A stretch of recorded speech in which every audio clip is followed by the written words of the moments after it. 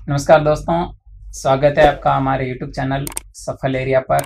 और आज हमारे साथ जुड़े हैं गणपत सिंह जी राजपुरोहित, असिस्टेंट प्रोफेसर और पिछले 10 साल से शिक्षा के क्षेत्र में बच्चों का मार्गदर्शन कर रहे हैं। सर, बहुत बहुत स्वागत है आपका हमारे YouTube चैनल पर। शुक्रिया आपका भी कि आपने मेरी आवाज को सभी युवाओं तक पहुंचाने का सर, जो आप ये तो वैसे कार्य भी किया है। सेलिब्रिटी है। अरे नहीं नहीं, शिक्षक को कभी सेलिब्रिटी होना नहीं चाहिए, क्योंकि शिक्षक अगर सेलिब्रिटी बन गया ना तो बच्चे कभी भी शिक्षक तक अपनी बात नहीं रख पाएंगे। और जब तक बच्चा अगर शिक्षक से बात नहीं रखेगा, अपनी समस्या साझा नहीं करेगा ना, तो वो कहीं ना कहीं गलत कर सकता है।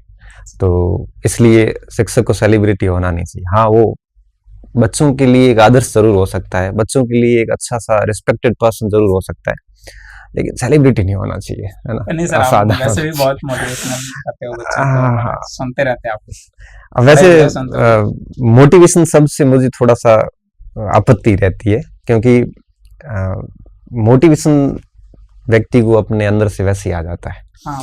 अगर कोई व्यक्ति अपने रूटीन को फॉलो करता है ना, जैसे आप सुबह उठे, आपको कितने बजे क्या करना है, सोना कितने बजे है, खाना कितने बजे खाना है, पढ़ना कितने बजे है, और सारी चीजें अगर रूटीन से होती है तो उसको किसी मोटिवेशन की आवश्यकता रहती नहीं। तो मैं ना मोटिवेशन की बजाय रूटीन पे ज्यादा बल देता हूँ।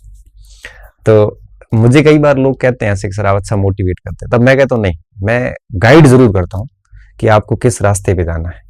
मोटिवेट मैं नहीं करूंगा। मोटिवेट आपको अपनी सिचुएशन कर लेती है, आपको अपने माता पिता की सकल मोटिवेट हालात कर लेते हैं, आप जिन क्षेत्रों से आते हैं। अच्छा, आप अगर 2 दिन गांव चले जाओगे ना अपने, तो आपको मोटिवेशन वही मिल जाएगा कि आपको कुछ अच्छा करना चाहिए। तो मोटिवेशन की जगह हाँ, गाइड हम जरूर करते हैं बच्चों को, ये काम करते हैं। फिर वो कहता है ना सर, रूटीन बन जाता है। हाँ, रूटीन बन जाता है, ऑटोमेटिक वो बन ही जाता है, सारी चीजें हो जाती है, बड़े आराम से होती है। और जब रूटीन बिगड़ता है तभी सारी चीजें हाँ, फिर मोटिवेशन की जरूरत पड़ती है।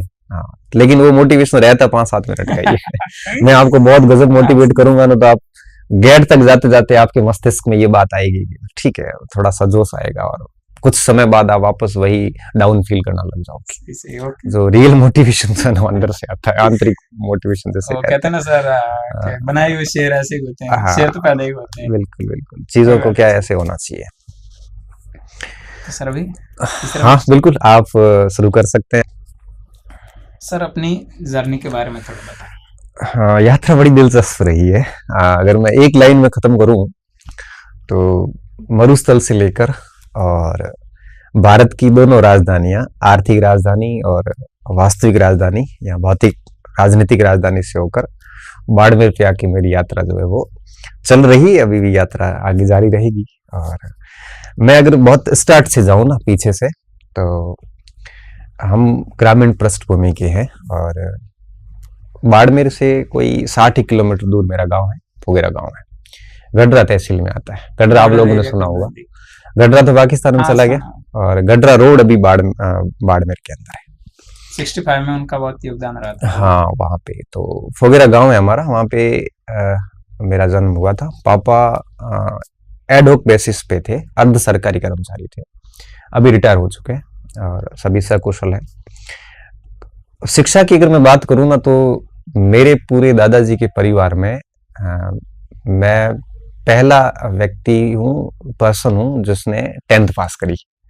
तो शिक्षा के क्षेत्र में थोड़े से हम पिछड़े थे, क्योंकि सुविधाएं भी नहीं थी इतनी, और बड़े परिवार थे। तो फिर मैंने गांव में 8वीं तक पढ़ाई कर ली थी अच्छी तरीके से, और फिर हम 8वीं तक पढ़ने के बाद में फिर मेरे को जालोर भेज दिया गया था। वहाँ मेरे मामा जी जॉब करते थे, एक तेल मिल में थे, और मैं राजपुरोहित हॉस्टल जालोर में रहता था। वहाँ पे 2 साल मैंने वहाँ पढ़ाई करी, 9th और 10th की क्लास में। वहाँ कई सारी चीजें नई मिली वहाँ पे, क्योंकि हम जब यहाँ से गए थे तो ठेठ ग्रामीण लोग थे, है ना। ठेठ ग्रामीण का मतलब ये होता है कि आपको कुछ भी, हाँ, एक संदेशी टाइप। मैं बाड़मेर आया ना, तो मुझे लगा कि जाना कैसे है, तो मामा जी मुझे ट्रेन में बिठा के ले गए। उस समय मीटर गेज चलती थी, अभी तो क्या ब्रॉड गेज हो गए। मीटर गेज चलती थी, समंदड़ी भीलड़ी होते हुए जालोर जाती थी। तो मेरा वो ट्रेन का पहला सफर बड़ा अविस्मरणीय था। मुझे बड़ा अच्छा लगा था कि ऐसी भी कोई यात्रा होती है ना। तो मैंने 9th क्लास में पहली बार ट्रेन की यात्रा करी। फिर मैं वहाँ जालोर पहुंचा तो वहाँ पे अच्छे अच्छे बच्चों से मिला, अच्छे अच्छे इंग्लिश मीडियम के आते थे। हमारी तो इंग्लिश 6ठी क्लास में शुरू हुई थी गवर्नमेंट स्कूल में, पहले थी नहीं। 5वीं तक थी नहीं इंग्लिश। तो उसके बाद धीरे धीरे 9वीं 10वीं मैंने वहाँ पे करा। पढ़ाई में मैं ठीक था मतलब, लेकिन 10th में कुछ ऐसी सिचुएशंस बनी थी तो परसेंटेज बड़े कम बने, 49% बने। तो 49% बनने के बाद हमारे यहाँ क्या है, समाज में परसेंटेज का बड़ा रोल रहता है। परसेंटेज की बेस पे तय किया जाता है कि बच्चे में कितना कैलिबर है, वो कितना आगे जा सकता है।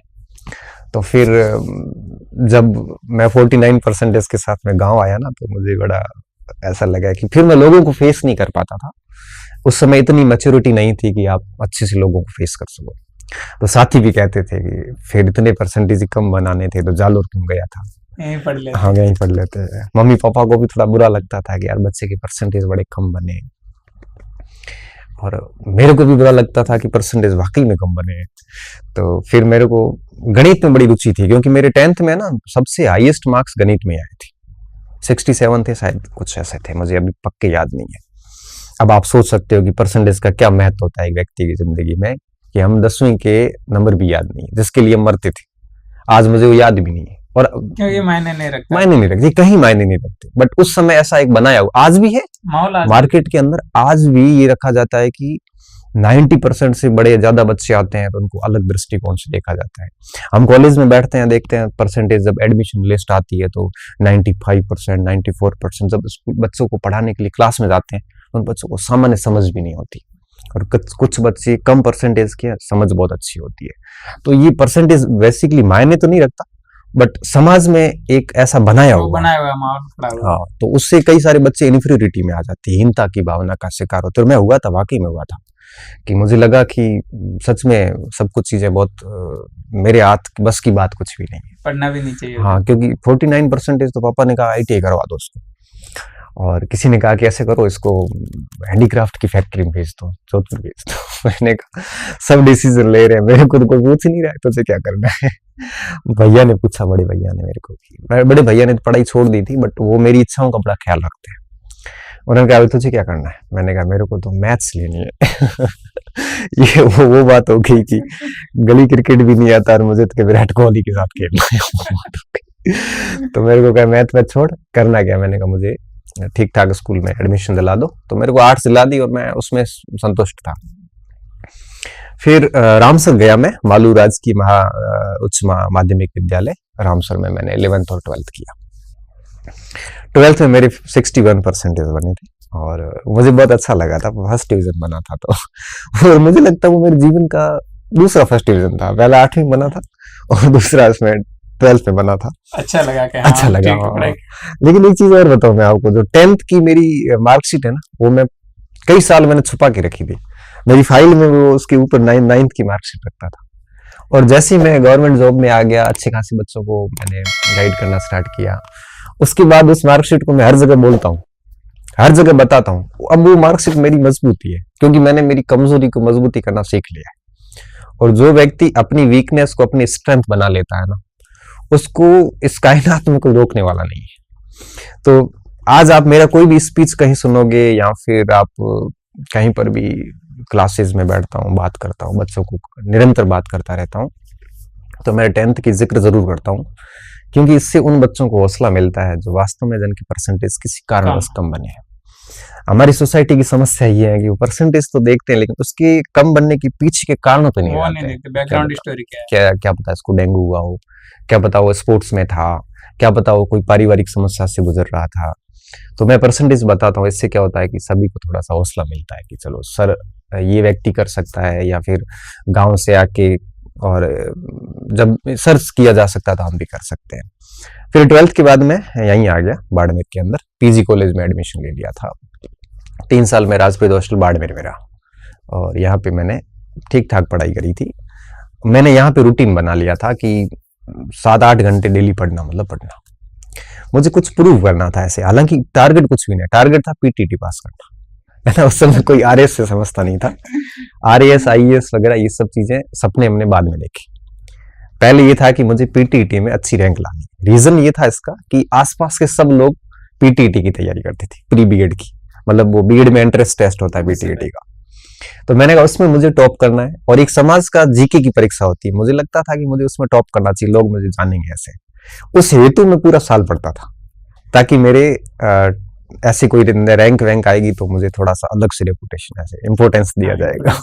तो मैं उस कारण पढ़ता था, बाकी ना ऐसा कोई ऐसा नहीं था कि नहीं मुझे कलेक्टर बनना है या आरएएस बनना। सच में मैंने कभी ये चीजें सोची नहीं थी, बस वो दिखाने के लिए। मुझे दिखाना था कि मैं थोड़ा होशियार हूँ पढ़ाई में से। तो मैं पढ़ता था ऐसे, कॉलेज में पढ़ता था, थोड़ा सा शरारती था। शरारती थोड़ा तो क्या था, मेरे हॉस्टल वार्डन वगैरह कहते हैं कि मैं काफी शरारती था, और मेरे को फाइनल ईयर में उन्होंने हॉस्टल से सच में निष्कासित किया, है ना, बाहर के निकाला कि ये बच्चा अनुशासनहीन है और इसको यहाँ नहीं रखना है।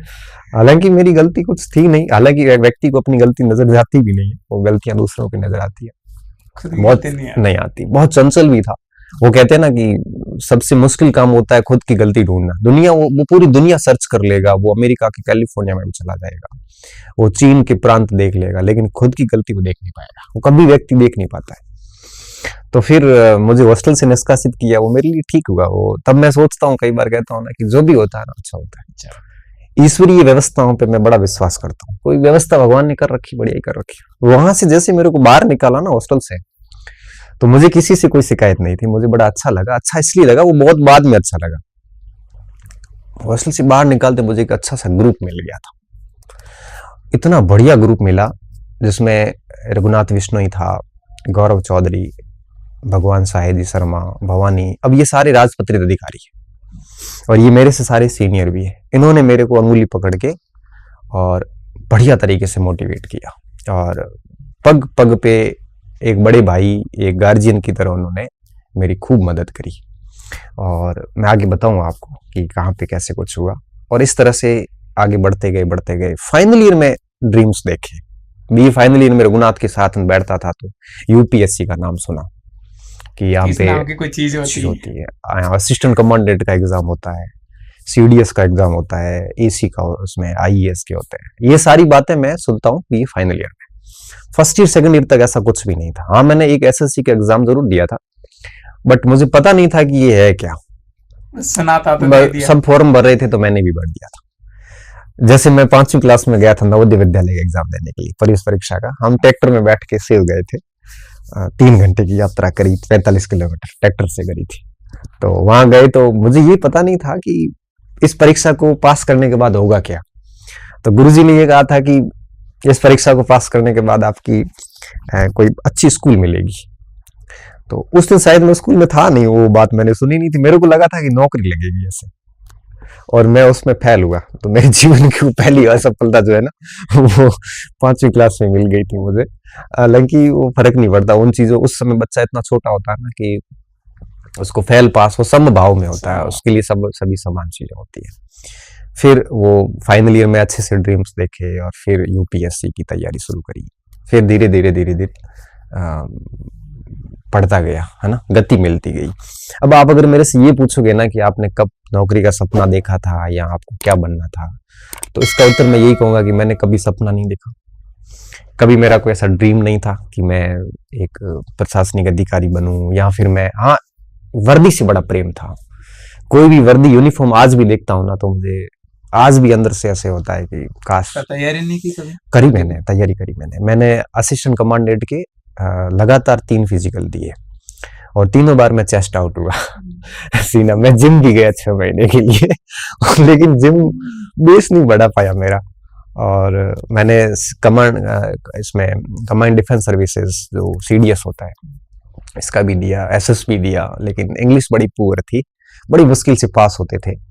तो उसके कारण भी कुछ ऑल क्यूज नहीं थी, ऑफिशियल इक्वालिटी शायद नहीं थी, तो उसमें भी नहीं हो पाया। तकदीर ने कुछ और ही सोच के रखा था। एयरफोर्स के मैं अंदर गया था, तो वहां में मैं सारा फिजिकली फिट हुआ था। तो वहां मुझे अंडरवेट मेडिकल भी दिया था एक बार। तो रघुनाथ ने मुझे कहा कि यार गणपत क्यों परेशान हो रहा है, ये वर्दी तेरे लिए है नहीं। उसके बाद मैं उसकी बात को आज भी सुनता हूँ, मानता भी हूँ। वो एक ही व्यक्ति है जो मुझे बात बात पे डांटता भी है। मैं ऐसा मानता हूँ कि व्यक्ति के जीवन में एक ऐसा मित्र होना चाहिए जो आपको टोके, जो आपको रियलाइज करवा सके कि तू वो नहीं है जो तू सोच रहा है, हकीकत का सामना। हाँ, तो वो व्यक्ति जीवन में बहुत आगे जा। मेरे जीवन में ऐसे 2-3 लोग हैं। रघुनाथ है एक, तो एक भगवान साई जी, ये दो लोग जब भी मैं कहीं भी गलत डायरेक्शन में जाता हूँ या मेरे कोई विचारों में चेंजेस आता है या फिर मुझे कभी अहम की भावना आती है, एरोगेंसी कई बार आती है ना, तो मुझे हकीकत याद दिलाते और मैं वापस ट्रैक पे आ जाता हूँ कि नहीं भाई, धरातल पे रहे, वही सबसे बेस्ट है। तो फिर उसके बाद से धीरे धीरे वर्दी का मेरे को बहुत जुनून था, लेकिन जब मैं बीमार हो गया तो उसके बाद से वर्दी का मैंने ड्रीम खत्म कर दिया। वर्दी का ड्रीम खत्म करने के बाद में मेरा था कि भाई मैं एडमिनिस्ट्रेशन में जाऊं, प्रशासन में, क्या पता मुझे वहां आईपीएस आरपीएस की वर्दी मिल जाए। लेकिन वो बीमारी के साथ कुछ सिचुएशंस ऐसी बनी कि हाँ, दिल्ली गया था मैं, 7 महीने दिल्ली भी रहा, लेकिन कोचिंग से ज्यादा मैं अस्पताल में रहा वहां पे। वहां दिल्ली में एक बार सर ने कहा था, विकास देवी कीर्ति सर ने, मैं उनकी क्लास में बैठा था, कि लोग यहाँ दिल्ली आते हैं, अपने स्वास्थ्य को रख लेते हैं साइड में और फिर मेहनत करते हैं, स्वास्थ्य खराब हो जाता है, फिर ताउम्र स्वास्थ्य पर ध्यान देते हैं और जिंदगी जी नहीं पाते। वो सेम किस्सा कुछ मेरे साथ ही हुआ था। इतने डूब चुके थे पढ़ाई में, कलेक्टर बनना है, जुनून था बहुत जबरदस्त, उम्र भी ऐसी थी वो। परिणाम क्या निकला, बीमार हो गए, तो कोचिंग से ज्यादा समय हॉस्पिटल में बीता था। फिर जब बीमार हुआ ना, तो मुझे हरियाणा के एक डॉक्टर थे एम्स के अंदर, उन्होंने बड़ी सही सलाह दी थी, काफी बुजुर्ग थे। उन्होंने कहा बेटा, बीमारी के साथ आप नौकरी तो कर लोगे, लेकिन पद के साथ आप जस्टिस नहीं कर पाओगे। प्रशासन का जो पद है ना, ये 24/7 का होता है, जब आपको बहुत बढ़िया से काम करना पड़ता है, आपकी लाइफ शेड्यूल पूरा चेंज हो जाता है। कलेक्टर बाहर से ऐसे दिखते हैं, अंदर से इनकी बहुत हालत खराब होती है, सुबह से शाम परिवार को समय नहीं दे पाते। तो आप पराई थाली में घी ज्यादा हाँ, दूसरे की पोस्ट बड़ी अच्छी लगती है और उनका जीवन, उनका परिवार मजे लेता है, प्रशासक का परिवार आनंद लेता है। प्रशासक खुद बहुत सुबह से शाम तक उनकी लाइफ गजब की बिजी होती है, वो सच में खुद को समय कभी नहीं दे पाते। मेरे कई साथी पुलिस में मैं देखता हूँ ना, तो दीपावली को, होली को चौराहे पे खड़े होते हैं, घर आके अपने घर वालों के साथ उन्होंने कब लास्ट में मिठाई खाई होगी, मुझे नहीं लगता कभी उन्होंने परों पे कभी घर रहे होंगे। तो डॉक्टर साहब ने कहा था कि बेटा, इस बीमारी को आप इसके साथ जस्टिस नहीं कर पाओगे, तो मैंने वो फील्ड भी छोड़ दिया। टीचिंग मेरा कभी फील्ड नहीं रहा, ना कोई मेरा ऐसा शौक था कि भाई मैं फिर टीचिंग अच्छा, ये मजबूरी से आया। मजबूरी से इसलिए कि 2 बड़े फील्ड बंद हो गए, बीएड कर रखी थी, तो सोचा कि अब तीसरा ऑप्शन कुछ रहा है नहीं, तो टीचिंग में आ जाते हैं। कुछ पारिवारिक सिचुएशन ऐसी बनी थी, तो इकोनॉमिक क्राइसिस टाइप था कुछ, और घर में इनकम के इतने सोर्स भी नहीं थे, बड़ा परिवार है, तो छोटे भाई को भी पढ़ाना था और सारी चीजें, जिम्मेदारियों का निर्वहन करना था। तो कुछ मैंने कहा चीजें ठीक हो जाएगी, खुद पढ़ाई से जुड़ा रहूंगा, तो फिर कोचिंग इंडस्ट्री से भी जुड़ गया, तो मार्गदर्शन देना शुरू किया, फिर अच्छा लगने लगा। शुरू तो मजबूरी से किया था, लेकिन फिर आनंद आने लग गया और अब इतना अच्छे से सेट हूं ना। अभी मेरे को कोई कहे कि भाई आपको प्रशासन में भेज दिया जाए, मैं नहीं जाऊंगा, हालांकि कोई नहीं भेजेगा, लेकिन मैं बहुत खुश हूं अभी इस फील्ड में। मुझे लगता है कि ईश्वरीय व्यवस्थाओं में मैं इसलिए विश्वास करता हूं कि आपको भगवान वहीं पे भेजता है जिसके लिए आप फिट बैठते हो, जिसके लिए आप हाँ, अभी मैं शिक्षक के तौर पे बहुत सही काम कर रहा हूँ और मुझे लगता है कि मैं जितना कर सकता हूँ ना, उतना टाइम दे रहा हूँ। ऐसा कोई दिन नहीं जाता जिस दिन मैं 10-15 बच्चों से मौखिक रूप से फेस टू फेस नहीं मिलता। ऐसा कोई दिन नहीं जाता जिस दिन मैंने 40-50 बच्चों से बात नहीं की हो। ऐसा कोई दिन नहीं जाता जिस दिन मैं 5 या 2-4 क्लासेस नहीं लेता हूँ, कॉलेज से लेके हर जगह पे। हर दिन मोटिवेशन, बच्चों को मार्गदर्शन, गाइडेंस करता रहता हूँ, बच्चों को गलत आदतों से भी बाहर निकालता हूँ, बच्चों को एक नैतिक शिक्षा जो होती है ना, उस पे भी मैं काम करता हूँ। सोशल लाइफ में कैसे रहना, हाँ, सोशल लाइफ में कैसे रहना है, अपने एथिक्स पे कैसे रहना है, अनैतिक कार्य कभी नहीं करने हैं, परिवार के साथ जुड़े रहना है, मतलब विभिन्न प्रकार की एटसेट्रा बहुत सारी बातें जो है उसके साथ शेयर करता हूँ, खुद के एक्सपीरियंस के साथ में। तो बच्चों को वो टच भी करती है। क्या बातें 2 टाइप की होती है, एक आदर्शवादी होती है जिसमें बहुत आइडियल होते हैं, वो बच्चों को बातें ज्यादा समझ में नहीं आती। एक रियलिस्टिक अप्रोच होती है, बिल्कुल यथार्थ होती है, जो आप धरातल पे है, हाँ, जो आप महसूस करते हो ना। और वो कहते हैं ना, मंजिल इतनी महत्वपूर्ण नहीं होती, मंजिल तक जाने का जो सफर है ना, उसके अनुभव महत्वपूर्ण होते हैं। तो उन अनुभवों को हम बच्चों के साथ साझा करते हैं, तो बच्चों को बहुत सीखने को मिलता है। अब मुझे बड़ा सुकून मिलता है, अब मैं बहुत सही हूँ, अब अच्छा चल रहा है। हाँ, तो इस तरह से ये बड़ी दिलचस्प यात्रा रही, बड़ी ऐसे। हाँ, भगवान की मेहरबानी से घर में इतनी आर्थिक इससे खराब कभी नहीं रही। ठीक है, थोड़ी आय कम थी तो हमने हमें ज़रूरतें कम कर ली, और ज़रूरतें जिस व्यक्ति की कम होती है उसकी ज़मीर हमेशा जिंदा होता है। ज़रूरतें आपकी कम है तो हम रेलवे स्टेशन उस प्लेटफॉर्म पे भी सो सकते हैं, हम ट्रेन के अंदर स्लीपर क्लास नहीं मिली कोई बात नहीं, लोकल के अंदर लगेज रखने वाली उस पट्टी पे भी सो सकते हैं। हम ट्रेन की लोकल डिब्बे की सीट के नीचे अखबार बिछा के भी कई बार सो के यात्रा करके आए। जरूरत नहीं, जरूरतें बड़ी सीमित रखी है। हम एक लोवर और सामान्य टी शर्ट से अच्छे अच्छा एग्जाम देके वापस घर आए, 500 रुपए के साथ निकले, 2-3 शहर घूम के सारी परीक्षा देके घर आए, 200 रुपए वापस बचा के भी लेके आए, कोई दिक्कत नहीं आती। और हॉस्टल में रहे हुए हैं तो हमें समायोजन करना आता है, हमें किस जगह कैसे रहना है। तो आज भी है ना, कभी भी दिक्कत नहीं आती कि कैसे भी। मेरे कई साथी हैं जो नहीं पढ़े, बाद में पढ़ाई छोड़ दी, मैं उनके साथ भी बैठता हूं तो उनको कभी ये नहीं लगता है कि पढ़ा लिखा है, प्रोफेसर बन गया है, बस हजारों बच्चों को गाइड करता है, उनको कभी मैं ऐसा महसूस नहीं करवाता। हम कई सारे मेरे साथी जो लिकर यूज करते हैं, शराब भी पीते हैं, कई सारे विभिन्न प्रकार की वृत्तियों से ग्रसित हैं, कई सारे अनपढ़ रह गए, कई सारी चीजें होगी, लेकिन हम साथ में बैठते हैं सब एक जैसे हो जाते हैं। हमने कभी भी ऐसा भेदभाव ना किया, ना कभी सामने वाले को ये मैं महसूस करवाता हूँ, करवाना भी नहीं चाहिए। हर व्यक्ति की अपनी सिचुएशन है, हर व्यक्ति का अपना भाग्य। आप हो सकता है कोई बच्चा 1 नंबर से फेल हो गया तो जरूर थोड़ी ना वो आपसे कमतर है, ठीक है, 1 नंबर उसका लक ठीक नहीं था उस दिन, उसका दिन नहीं था, उसने 1% गलती कर दी, वो पीछे रह गया, इसका मतलब वो नहीं आपसे कमजोर है, वो आपकी बराबरी का है। बस ठीक है कि आपका नसीब था कि आप अंदर आ गए, उसका नहीं था कि वो बाहर हो गया। आप भेदभाव नहीं कर सकते। तो इस तरह से एक बड़ी दिलचस्प जर्नी रही मेरी, कोई इतने बड़े संकट नहीं रहे, ठीक है। अच्छे लोगों का साथ मिलता गया और धीरे धीरे कारवां बढ़ता गया। तो इस तरह से आज आपके सामने। सर, आपको यूसी की बीमारी हुई थी, हाँ, वो क्या थी, इसको थोड़ा एक्सप्लेन। हाँ देखो, मैंने बताया ना कि मैं दिल्ली गया था 6 महीने, और मैंने कहा था कि भाई हॉस्पिटल में ज्यादा रहा, क्लासेस से ज्यादा हॉस्पिटल। तो मेरे क्या हुआ था कि लगभग, मैं बताऊं आपको एग्जैक्टली डेट तो याद नहीं है, जुलाई 2009 के आसपास कुछ सिम्टम्स नजर आए। ये मैं सिम्टम्स हर इंटरव्यू में बताता हूँ, क्योंकि अगर इसको इनिशियल फेज पे कंट्रोल किया जाए ना तो ये ठीक हो जाती है, और अगर ये बीमारी हो गई ना एक बार, फिर इसका कोई इलाज नहीं, ये क्योरेबल ही नहीं। मेडिकल साइंस पूरी फेल है इसके सामने, तो पहले कंट्रोल किया जा सकता। तो मैं बताता रहता हूँ सिम्टम्स, ताकि कोई बच्चे को, अच्छा खास बात इसकी सबसे बुरी बात ये है कि 18 से 25 वर्ष की अवस्था में होती है। अब इस एज में बच्चा ग्रो कर रहा होता है, इस एज में बच्चा प्रोग्रेस कर रहा होता है, इस एज में उसको करियर बनाने की वो होती है, जोश होता है। हाँ, जोश होता है। और उस समय अगर वो बीमार हो जाए तो उसके तो सपने पूरे मर जाते हैं। तो ये एक तो गलत समय होती है, और दूसरा इसके सिम्टम्स बड़े बेकार से रहते हैं। तो हुआ दरअसल यूं था कि मैं एसी की फिजिकल की तैयारी कर रहा था, असिस्टेंट कमांडेंट की, और उस समय थोड़ा सा वैसे सामान्य सा है ना, पेट दर्द टाइप होता था, फ्रेश, अच्छे से फ्रेश नहीं हो पाता था। सुबह सुबह कहते हैं ना, जो आदमी जिसका पेट साफ हो जाता है, जिसको अच्छी नींद आती, वो सबसे दुनिया का सुखी व्यक्ति। अब नींद तो ठीक आती थी, लेकिन पेट सुबह साफ नहीं होता था, ऐसे लगता था कि यार अभी भी कुछ जाना चाहिए। ऐसे सुबह 2-3 बार चले जाते थे, फिर दिन में और कभी नींद रहती थी। ऐसे करते करते दिन में 5-6 बार ऐसे टॉयलेट जाना, ये एक सामान्य सा हो गया। मैंने कहा हो क्या रहा है। दिल्ली गया तो क्या, दरअसल ये बढ़ गया।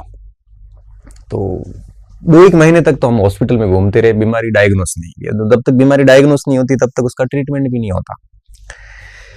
अल्टीमेटली हम जीबी पंत हॉस्पिटल गए, वहां पे एक अच्छे डॉक्टर मिले, उन्होंने मुझे सारी चीजें सिम्टम्स पूछे। तो मैंने कहा भाई सर 8-10 बार मैं टॉयलेट जाता हूँ और ये चीजें हो रही है, पैर दर्द होते हैं, कमर दर्द होती है, पेट में गैस्ट्रिक होती रहती है, बसती रहती है, पेट दर्द भी होता है एक साइड में। तो उसने कहा बेटा तेरी यूसी की बीमारी। मैंने कहा सर ये क्या होती है, जैसे अभी आपने पूछा। उसने कहा अल्सरेटिव कोलाइटिस है। मैंने कहा ये क्या होता है, तो कोलाइटिस जो भाग है हमारा, वहां छाले हो जाते हैं। मैंने कहा सर कारण क्या है। उसने कहा बेटा 3 कारण होते हैं। पहला कारण है जेनेटिक्स, तो मैंने कहा मेरे परिवार में किसी को नहीं है। दूसरा कारण होता है मांस मदिरा, तो मेरी तो 7 पीढ़ी में किसी ने नहीं किया मांस मदिरा, तो बिल्कुल हम सात्विक लोग हैं। तीसरा कारण होता है कि ये ऑटो इम्यून डिजीज है, आपकी इम्यूनिटी आपकी सेल्स को खाती है और वो बड़ी आंत में छाले कर देती है। और इसका सीधा सा कारण होता है आपके मेंटल से जुड़ा हुआ, आपकी मेंटल हेल्थ सही है, स्ट्रेस डिप्रेशन वगैरह कुछ भी नहीं है, तो बहुत कम संभावना है कि ये बीमारी होती है। तो बेरोजगारी के फेज में क्या थोड़ा सा टेंशन वगैरह रहती है, जनरली बच्चे को पता भी नहीं चलती और वो होती है, वो रहती है। उसके कारण ये बीमारी होती है, ऑटो इम्यून डिजीज है, और इसका बेटा कोई इलाज नहीं मेडिकल साइंस में। और ये कहने के बाद तो मेरी हालत बड़ी खराब होगी। सिम्टम्स बिगड़ते गए। देखो आप, सिम्टम्स की कंडीशन ये हुई कि मैं 15 से 20 बार टॉयलेट जाता था, और टॉयलेट में फुल ऑन प्योर ब्लीडिंग होती थी, खून आता था। ब्लीडिंग के साथ में रहता था आपके रस्सी, म्यूकस से कहते हैं मेडिकल भाषा में, और पीछे पूरी स्वेलिंग रहती है जो आदमी बैठ भी नहीं पाता। ये डेली का शेड्यूल, रूटीन सुबह से शाम तक। रात को नींद में उठ के भी मुझे 5 से 6 बार टॉयलेट जाना पड़ता बहुत था। हालत खराब। बहुत जबरदस्त। और मैं बताऊं आपको, रात को एक साइड सोना पड़ता है। आप दूसरी साइड सोओगे ना तो पेट में गैस बन के आपको फिर टॉयलेट जाना पड़ेगा। अच्छा, गैस बन गई तो आप गैस को आप बाहर नहीं कर सकते, क्योंकि वो लिक्विड बाहर आ जाएगा साथ में, तो आपको डायपर भी पहनना पड़ सकता है। आप लंबी यात्रा तो कर नहीं सकते, क्योंकि आपको हर आधे घंटे 1 घंटे में टॉयलेट यूज करना होता है, और वो यात्रा में तो कहाँ मिलता है। बस की तो यात्रा बिल्कुल नहीं कर सकते, इम्पॉसिबल है। आपकी लाइफ आपके रूम तक सीमित हो जाती है। अच्छा, ये बात आप किसी को बता भी नहीं पाते, क्योंकि हमारे समाज में ये होता है कि इस प्रकार की बीमारी कहते हुए लोगों को शर्म आती है। हालांकि मुझे कोई शर्म नहीं है, क्योंकि मैं ये सारी चीजें शेयर करना चाहता हूं ताकि किसी बच्चे को हो तो वो ठीक हो जाए। मैंने आयुर्वेद किया, योगा का काम किया, नेचुरलोपैथी का किया, मैंने सारे प्रकार के उपाय कर लिए, लेकिन स्थिति ना दिन ब दिन बिगड़ती गई। फाइनली मैं 56 किलो के भार के साथ दिल्ली गया था। मुझे अच्छे से याद है, अच्छे से इसलिए याद है कि मैं एसी का फिजिकल देने गया था, तो उस फिजिकल स्टैंडर्ड में लिखा था 58 किलो, और लगभग वापस आया तो 43-44 किलो भार रहा मेरा दिल्ली से। 6 महीने के अंदर की बात है। और हेमोग्लोबिन आया 8 पे, पूरा शरीर व्हाइट था, और 50 किलोमीटर चलता था तो ऐसे मुंह में ऐसे झाग आ जाते थे और चल नहीं पाता था। यहाँ आया, भैया ने देखा ये क्या हो गया, तबीयत ठीक नहीं है। मैंने घर पे नहीं बताया इतना, क्योंकि उसमें इतना फोन सिस्टम भी नहीं था, और घर में इतने पैसे वाला मैटर भी नहीं था कि बढ़िया से बढ़िया हॉस्पिटल में दिखाया जाए। तो भैया मुझे अहमदाबाद ले गए, राजसमंद हॉस्पिटल में ले गए। वहां उन्होंने ट्रीटमेंट दिया, 15 दिन तक ट्रीटमेंट लिया, उसमें कोई फर्क नहीं पड़ा। मुझे बाद में पता चला कि इस बीमारी में अगर फ्लेयर हो जाता है ना, सिम्टम्स आ जाते हैं, तो 3 से 4 महीने में कंट्रोल होते हैं। मैं तो बुखार के हिसाब से सोच रहा था कि कोई टैबलेट लेते 2-4 दिन में ठीक हो जाएगा, और इसके सिम्टम्स ऐसे होते हैं जो आपके 2 महीने सही नहीं होते हैं, कम से कम 2 महीने। तो वहां 15-20 दिन हुआ, डॉक्टर ने कैलोनोस्कोपी वगैरह सारी टेस्ट करी, उन्होंने कहा ये बीमारी बड़ी वो है, उन्होंने बेड रेस्ट दे दिया। अब मैं आपको बताऊं, 2018 तक ये स्थिति रही, 8 साल तक इसी तरह मैं भुगतता रहा। मैंने सारे आयुर्वेद के ट्रीटमेंट्स लिए, मैं मुंबई से हेम्योपैथी का भी ट्रीटमेंट लिया।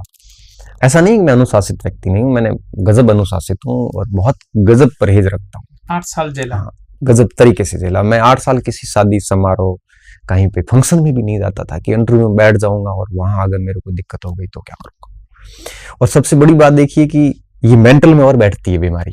फिर आपको फ्रेश नहीं भी होना ना, तो भी आपको लगेगा मुझे टॉयलेट जाना है, और अगर माइंड में टॉयलेट का आ गया तो आपको जाना ही पड़ेगा। और हर जगह, अच्छा अभी तो क्या है कि बाथरूम बहुत बन गए 2014 के बाद, उससे पहले बाथरूम फैसिलिटी हर जगह थी नहीं। आप लोटा लेके जाओगे, आप हमारे गांव में, हमें पता है कि 2015-16 के बाद टॉयलेट बने, उससे पहले तो हमें गांव में लोटा लेके जाना पड़ता था, ओपन डिफेक्शन था पूरा। वहां जाएगा कैसे व्यक्ति, इसकी कैप्चरिंग एस्केपिंग पावर जो है अल्सर वाले की मुश्किल से 1.5 मिनट होती है। 1.5 मिनट के अंदर उसको जाना लेटरिन, नहीं तो फिर वो कपड़े खराब करेगा। तो मैं तो 7-8 साल तक बिल्कुल सोशल था ही नहीं, और क्लासेस आता इसीलिए था, पढ़ाता इसलिए था कि इससे मेरा ध्यान डाइवर्ट रहता था कि मैं बीमार नहीं हूँ। पढ़ाते हैं तो थोड़ा भूल जाते हैं, और अकेला बैठता था तो वापस बीमार हो जाता। माइंड में रहती थी। एलोपैथी को खूब लिया किया। फिर लास्ट में 2020 के अंदर अक्टूबर में मैं अहमदाबाद चौथी बार गया। डॉक्टर ने मुझे सीधा एडमिट किया और स्टेरॉइड पे रखा। स्टेरॉइड होते हैं जो खतरनाक मेडिकल साइंस होती है, जिसमें पूरा पीठ पीछे छिल जाती है, बड़े बड़े छाड़े हो जाते हैं, आई साइड चली जाती है, बाल वाइट हो जाते हैं, मेमोरी लॉस हो जाती है। 75 ग्राम स्टेरॉइड डेली लेते थे। ये अभी की बात है, ये नवंबर 21 की बात है, हाँ सॉरी 20 की बात है। और फिर मेरे को ना 3.5 महीने तक भोजन नहीं करने दिया इन्होंने, सिर्फ लिक्विड पे, जूस को या फिर खिचड़ी का पानी पी लो, या ज्यादा भूख लगी तो खिचड़ी खा लो आप, रोटी सब्जी नहीं। ऐसे मैं 2-2.5 महीने तक मुझे उस समय रखा, तो ठीक है, ये सब चीजें करी और फिर धीरे धीरे धीरे धीरे अब ठीक हूँ। मतलब अब पिछले 2 साल से कोई सिम्टम्स नहीं है, बीमारी को मैंने गजब कंट्रोल कर लिया, टैबलेट लेता हूँ अभी भी, लेकिन अब एक सामान्य व्यक्ति की तरह जीवन जी रहा हूँ। तो बड़ी हमने ये मान लिया, मस्तिष्क में एक्सेप्ट कर लिया। स्टार्टिंग में एक्सेप्ट करने में व्यक्ति टाइम लगता है। हाँ, मैं 800 metre, 100 metre, volleyball, cricket 5 games का खिलाड़ी रहा हूँ। तो एक फिजिकली फिट व्यक्ति अगर बीमार होता है ना, वो कभी शरीर उसका स्वीकार नहीं कर पाता कि मैं बीमार हूं। तो जैसे ही मानसिक रूप से एक्सेप्टेंस आ गई कि नहीं मैं बीमार हूं, तो अब मुझे दिक्कत नहीं होती। स्टार्टिंग के 3-4 साल तक मैं बहुत स्ट्रेस के फेज में गुजरा था। कई बार ऐसे सुसाइड के थॉट आते थे कि मर जाऊं, फिर सोचता हूं कि क्यों मरूं, जो है वो है और इसके साथ ही जी लेंगे, इसके अनुसार अपने आप को ढाल देंगे। ढाल दिया, अब दिक्कत नहीं। अब यह है कि क्या खाना है, क्या पीना है, कैसे रहना है, ट्रीटमेंट करना, किस तरह से टैबलेट लेनी करनी। अब मैंने अपने, वो व्यक्ति कहते हैं ना कि एक व्यक्ति आधा डॉक्टर तो खुद होता है, वो मैं बन गया हूँ।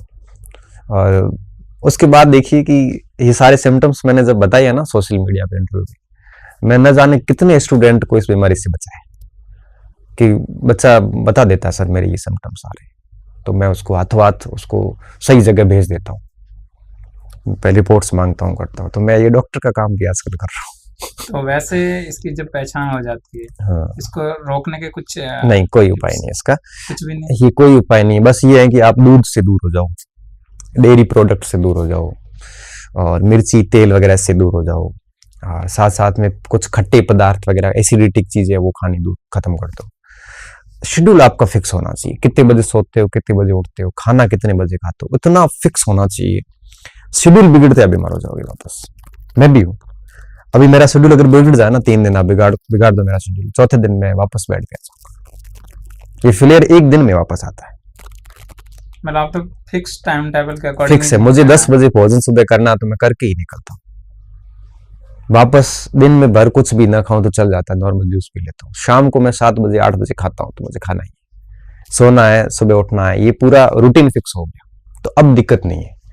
और ये शेड्यूल बिगड़ता है तो समस्या होती है। तब मैं सोचता हूँ, डॉक्टर ने मुझे ठीक कहा था कि आप प्रशासन और सेना के काम के नहीं, क्योंकि प्रशासनिक अधिकारी और सैनिक जो है उनका शेड्यूल तो काम फिक्स होता है, वो तो देश सेवा और प्रशासन सेवा में हालत खराब होती है। सिचुएशन ऐसा। हाँ, तो ये स्थितियां, तो इस बीमारी ने मुझे बहुत मजबूत भी किया। इस बीमारी के कई पॉजिटिव पॉइंट भी है। मैं बड़ा एरोगेंट व्यक्ति था, एकदम से घमंडी टाइप, गुस्सा बहुत आता था, किसी की सुनता नहीं था, मैं किसी की परवाह नहीं करने वाला व्यक्ति था। लेकिन जब इस बीमारी जब हुई है ना ये, तो उसके बाद से मैं एक विनम्र व्यक्ति हो गया और घमंड वगैरह सब चीजें खत्म हो गई और मैं बहुत धरातल पे आ गया हूँ। मतलब इस बीमारी ने मेरी जो स्वभावगत परिवर्तन थे ना, इतने जबरदस्त तरीके से किए कि मैं सच में अच्छा इंसान बन गया। शरारती था ना, हॉस्टल में बाहर निकाला था, तो इस बीमारी के बाद मैं बहुत ठीक हो गया हूँ। अब मुझे लगता है कि मैं बहुत सही व्यक्ति हो गया हूँ। अब कोई बच्चा आता है तो मैं उसको बड़ा प्रेम से सुनता हूँ। पहले मेरा रिस्पॉन्स अलग तरीके से निकलते थे, अब मैं बड़ा अच्छे से रिस्पॉन्स करता हूँ। और ये कुछ चीजें तो ये उम्र के साथ भी समझ में आती है, कुछ मुझे बीमारी ने सिखा दी।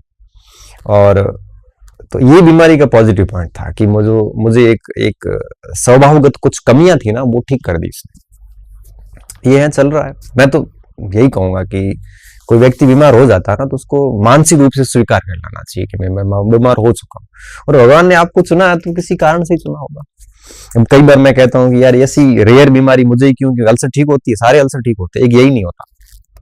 तो मैं सोचता हूँ कि भगवान ने मुझे भी इतना बहुत कुछ दिया है, मुझे यूनिक बनाया है, तो ठीक है, ये भी बीमारी ठीक है, चला लेंगे जब तक चलेगा। ठीक ही करता है, ईश्वरीय व्यवस्था में बड़ा विश्वास है।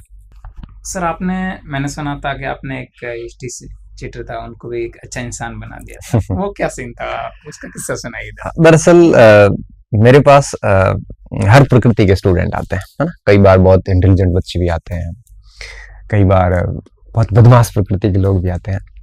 एक बार एक ऐसा भी हुआ जिसमें एक स्टूडेंट, एक उसकी मम्मी लेके आई थी। तो मैं फिजिकल की तैयारी कर रहा था, एसी की, मेरी उससे मुलाकात होती है। तो मेरे को उसने सीधा यही पूछा क्या कर रहा है, मैंने कहा मैं तो फिजिकल की तैयारी कर रहा हूँ। मेरे को भी करनी है। मैं फिजिकल किसकी, मैंने कहा मैं एसी की तैयारी कर रहा हूँ। मुझे भी करनी है। अच्छा, मैंने कहा मिलना मेरे से मिला, बात हुई। फिर कहा नहीं यार ये सिलेबस मेरे से बैठेगा नहीं। तभी कोई दूसरी वैकेंसी आई थी, वो उसके सिलेबस के अकॉर्डिंग था। मैंने कहा यार कैसे करेगा, तेरे ऊपर इतने सारे केस हो रखे हैं, बदमाश प्रकृति का व्यक्ति है। मेरे को लोग कहते भी थे कि यार ऐसे लोगों के साथ नहीं रहना चाहिए इस टाइप से। फिर वो कहते हैं ना कि आप किसी में अगर परिवर्तन देखना चाहते हो ना, तो वो पहले परिवर्तन आपको खुद में करने पड़ते हैं, तभी आप दूसरों में वो परिवर्तन देख सकते हो। या आप उसको तभी कह सकते हो कि जैसे मैं कोई नशा प्रदान नहीं करता, तो मैं आपको कह सकता हूँ कि नशा मत करो।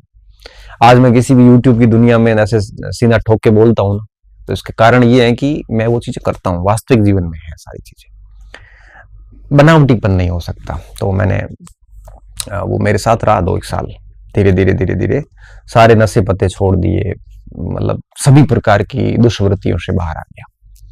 और फिर उसकी जॉब भी लग गई। फिर थोड़ी वेरिफिकेशन में दिक्कत आई, फिर हाई कोर्ट का सहारा लिया, फिर आचरण ठीक था तो वहां से स्टेट क्लियर हुई, सब चीजें हो गई, बढ़िया तरीके से नौकरी कर रहा है। ऐसे कई उदाहरण है मेरे पास, जब आपराधिक प्रवृत्तियों के लोग लड़के ठीक हो गए, सही हो गए। और आप पे गुस्सा होकर नहीं बोला नहीं बाहर मिलो? नहीं ऐसा नहीं। देखो एक स्टूडेंट कैसा व्यवहार करेगा ये शिक्षक के व्यवहार पर डिपेंड करता है। मैं पिछले 10 साल से पढ़ा रहा हूँ, मुझे कभी कोई स्टूडेंट ऐसा नहीं आया जिसने मेरे से ऊंची नजर से बात भी की हो। बहुत रिस्पेक्ट करते हैं। देखो बच्चा 2 चीजों से डरता है, या आपके ज्ञान का रिस्पेक्ट करेगा, या आपके डंडे से डरता है। डंडे वाला डर होता है अस्थायी और छोटी उम्र तक होता है, जब आप उसको डंडे से डरा सकते हो। अगर आप चाहते हो कि हर वर्ग का बच्चा आपसे डर रखे, वो डर नहीं होता, बेसिकली वो रिस्पेक्ट होता है। वो रिस्पेक्ट होता है ज्ञान का।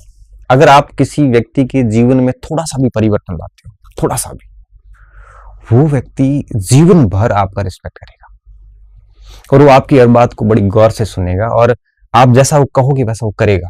और कई बच्चे ऐसे आते हैं वो माता पिता की भी नहीं मानते, लेकिन टीचर की मानते हैं, क्योंकि शिक्षक ने उनके जीवन परिवर्तन में क्षणिक की सही बट योगदान दिया है। इस वजह से वो चीजें उसको मानते हैं। तो मैं ये मानता हूं कि बच्चे खराब नहीं होते, हमें टेकल करना सही तरीके से नहीं आता।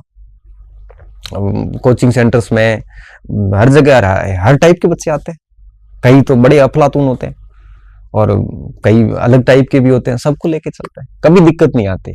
कॉलेज में भी कई शरारती बच्चे आते हैं और लास्ट में बड़ा रिस्पेक्ट करते हैं, सर नमस्कार। क्यों? क्योंकि हम उसको उस लेवल पे ट्रीट करते हैं। तो बच्चे के साथ आप बढ़िया तरीके से बात करोगे ना, उसकी समस्या को समझोगे। अब मैं क्या करता हूँ, कोई बच्चा बहुत बदमाश है, उसको सबसे पहले उसको थोड़ा सा उसके परिवार पे ले जाके रियलाइज करवाता हूँ, तेरे माँ बाप की क्या कंडीशन है, तेरे परिवार की क्या कंडीशन है। थोड़ा सा इमोशनल करता है। इमोशनल करने के बाद फिर डांटता हूँ। डांटने के बाद उसको थोड़ा सपने दिखाता हूँ कि ऐसे कर, और फिर कहता हूँ कि इसको इस तरीके से करेगा तो ये चीजें हो जाएगी, इसके परिणाम क्या निकलेंगे। बच्चा सोचने के लिए मजबूर होता है, घर जाके सोचता है कि मुझे ये करना चाहिए अब, और देखना धीरे धीरे उसमें परिवर्तन आते हैं। मैं सीनियर सेकेंडरी में जब स्कूल लेक्चरर था, तो वहां पे 12वीं के 1-2 बच्चे, अब आप सोचो उसमें एक 302 का मुकदमा था उसके ऊपर एक तो, और लास्ट में वो बहुत बढ़िया तरीके से स्कूलिंग करके निकलता है बच्चा। उसके माता पिता ने मेरे को कहा कि ये तो आप ही सुधार सकते थे, पता नहीं कैसे सुधार दिया, ये तो हमारी बात ही नहीं मानता, और बहुत सीधा लड़का है। बाद में समझौते करवा के इन केसेस वापस लेके ना बच्चा पढ़ रहा, अच्छी तरीके से पढ़ रहा है। वो चीजें हो जाती है, मतलब अगर आप बच्चे में धीरे धीरे चीजें डालते हो तो वो सीख जाता है। ऐसा नहीं है कि वो नहीं सीखता। किसी भी लेवल के वो बच्चे को आप सुधार सकते हैं। एक अच्छे इतिहासकार का है, साइकोलॉजी के एक प्रोफेसर का एक स्टेटमेंट है कि आप मुझे बच्चा दे दो, आप कहोगे मैं उसको वो बना दूंगा। ये एक स्टेटमेंट है, मुझे याद नहीं आ रहा किसका अभी, तो आराम से हो जाता है। What's smart study according to you? देखो स्मार्ट स्टडी का सीधा सा तात्पर्य ये होता है, देखो एक मैं आपको उदाहरण देता हूँ। जब भी कोई सिविल सर्विसेज के एग्जाम होते हैं तो उसमें मोस्टली हिस्सा कला वर्ग का है ना, ह्यूमैनिटीज का पूरा। साइंस का हिस्सा बहुत कम है। एक IITian और डॉक्टर्स लोग 4-5-6 महीने में पढ़ के IAS निकाल देते हैं, PT निकाल देते हैं, और 1 साल की मेहनत में वो IAS निकाल देते हैं। जबकि वो उनके सारे क्षेत्र से बाहर रहा, उनके अंदर वो मैथमेटिक्स साइंस वगैरह कुछ नहीं है, वो सारा आर्ट्स का है। आर्ट्स का बच्चा जिसका वो पूरा क्षेत्र है, उसके बावजूद कई बार 4 साल पास नहीं हो पाता। फर्क इतना है कि एक नीट IITians जो होते हैं ना, वो सारी स्मार्ट सिटी पे बल देते हैं। अब बात ये कि है क्या इसका मतलब, पता क्या होता है? इसका मतलब ये होता है कि आप लिमिटेड मटेरियल रखो, आप उन बिंदुओं पे ज्यादा फोकस करें जो जनरली एग्जामिनर्स की नजर में रहता है, आप उन बिंदुओं पे कम फोकस करें जहां पे परीक्षक जनरली रहता नहीं है। और अब जिन बिंदुओं पे परीक्षक रहता है वो पता कैसे चलेगा? वो चलता है प्रीवियस पेपर से, जो पुराने पेपर्स हुए 10-15 साल के, उनका एनालिसिस कीजिए। एनालिसिस करने के बाद में टॉपिक की लिस्ट बनाते हैं कि ये टॉपिक है जो परीक्षक की नजर में रहते हैं, उनको ढंग से तैयार कर लीजिए, बाकी सामान्य तैयार कीजिए। फिर उसके ऊपर डिस्कशन कीजिए, मनन कीजिए, उनका प्रैक्टिस कीजिए। ये स्मार्ट स्टडी होती है।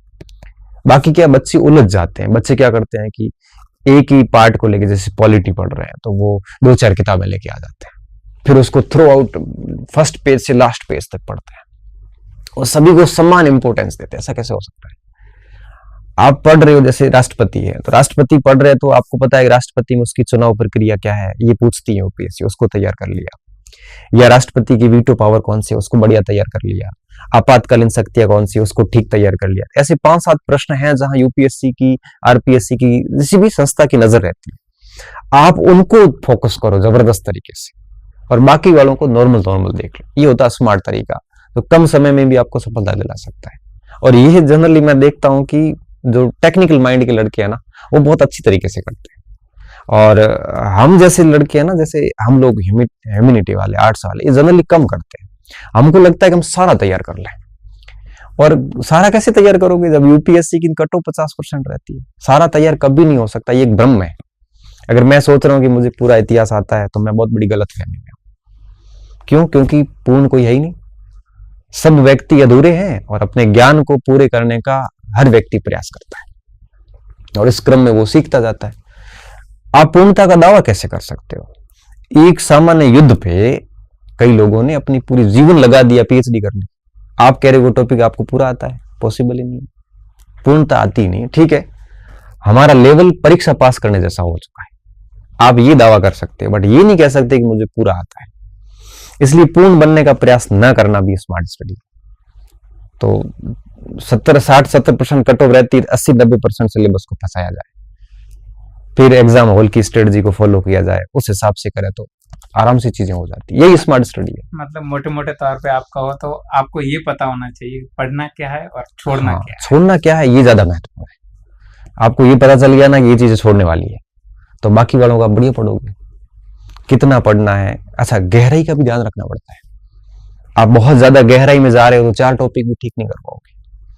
आपको सरफेस लेवल तक रहना है कि कहाँ गहरा जाना है, ये चीजें आने, और ये चीजें अभ्यास के साथ ही आती है, अदरवाइज नहीं आ पाएगी। मेरे कहने से आप ये चीजें सीख नहीं पाओगे।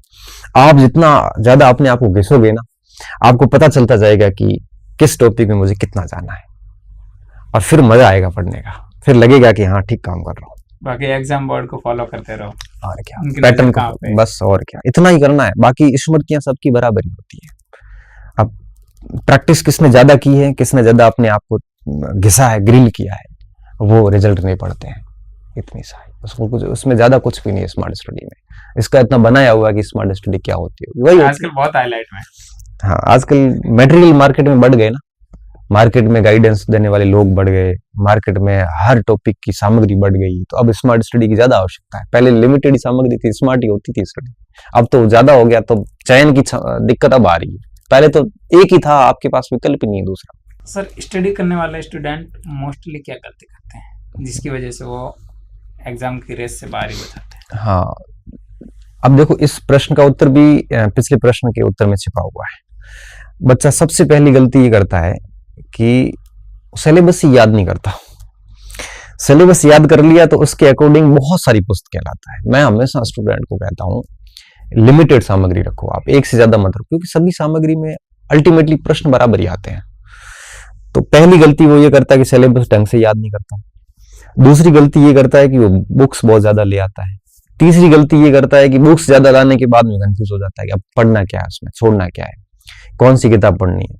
अच्छा, फिर बुक्स ज्यादा होती है तो चीजों को कलेक्ट नहीं कर पाता और फिर उसमें रिवीजन नहीं कर पाता, और रिवीजन नहीं होता है तो प्रैक्टिस भी नहीं हो पाती और अल्टीमेटली फेल होता है। बेहतर ये होता है कि सिलेबस याद कीजिए, दूसरे चरण में आप किसी अच्छे जानकार से पूछ के हर टॉपिक का या हर पार्ट की एक एक सामग्री लीजिए और उसके बाद उसका 100 बार अध्ययन करो, भले करते रहो, बार बार उसका अध्ययन कीजिए, प्रैक्टिस कीजिए, आराम से पास हो जाओगे।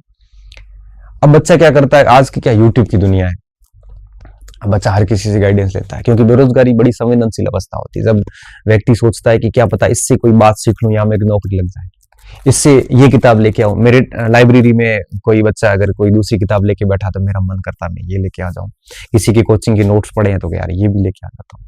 तो बच्चा ऐसे करते करते बहुत सारी सामग्री कलेक्ट कर लेता है। सबसे बड़ी कमी सच में यही है, उसको अपनी सामग्री पे भरोसा नहीं है।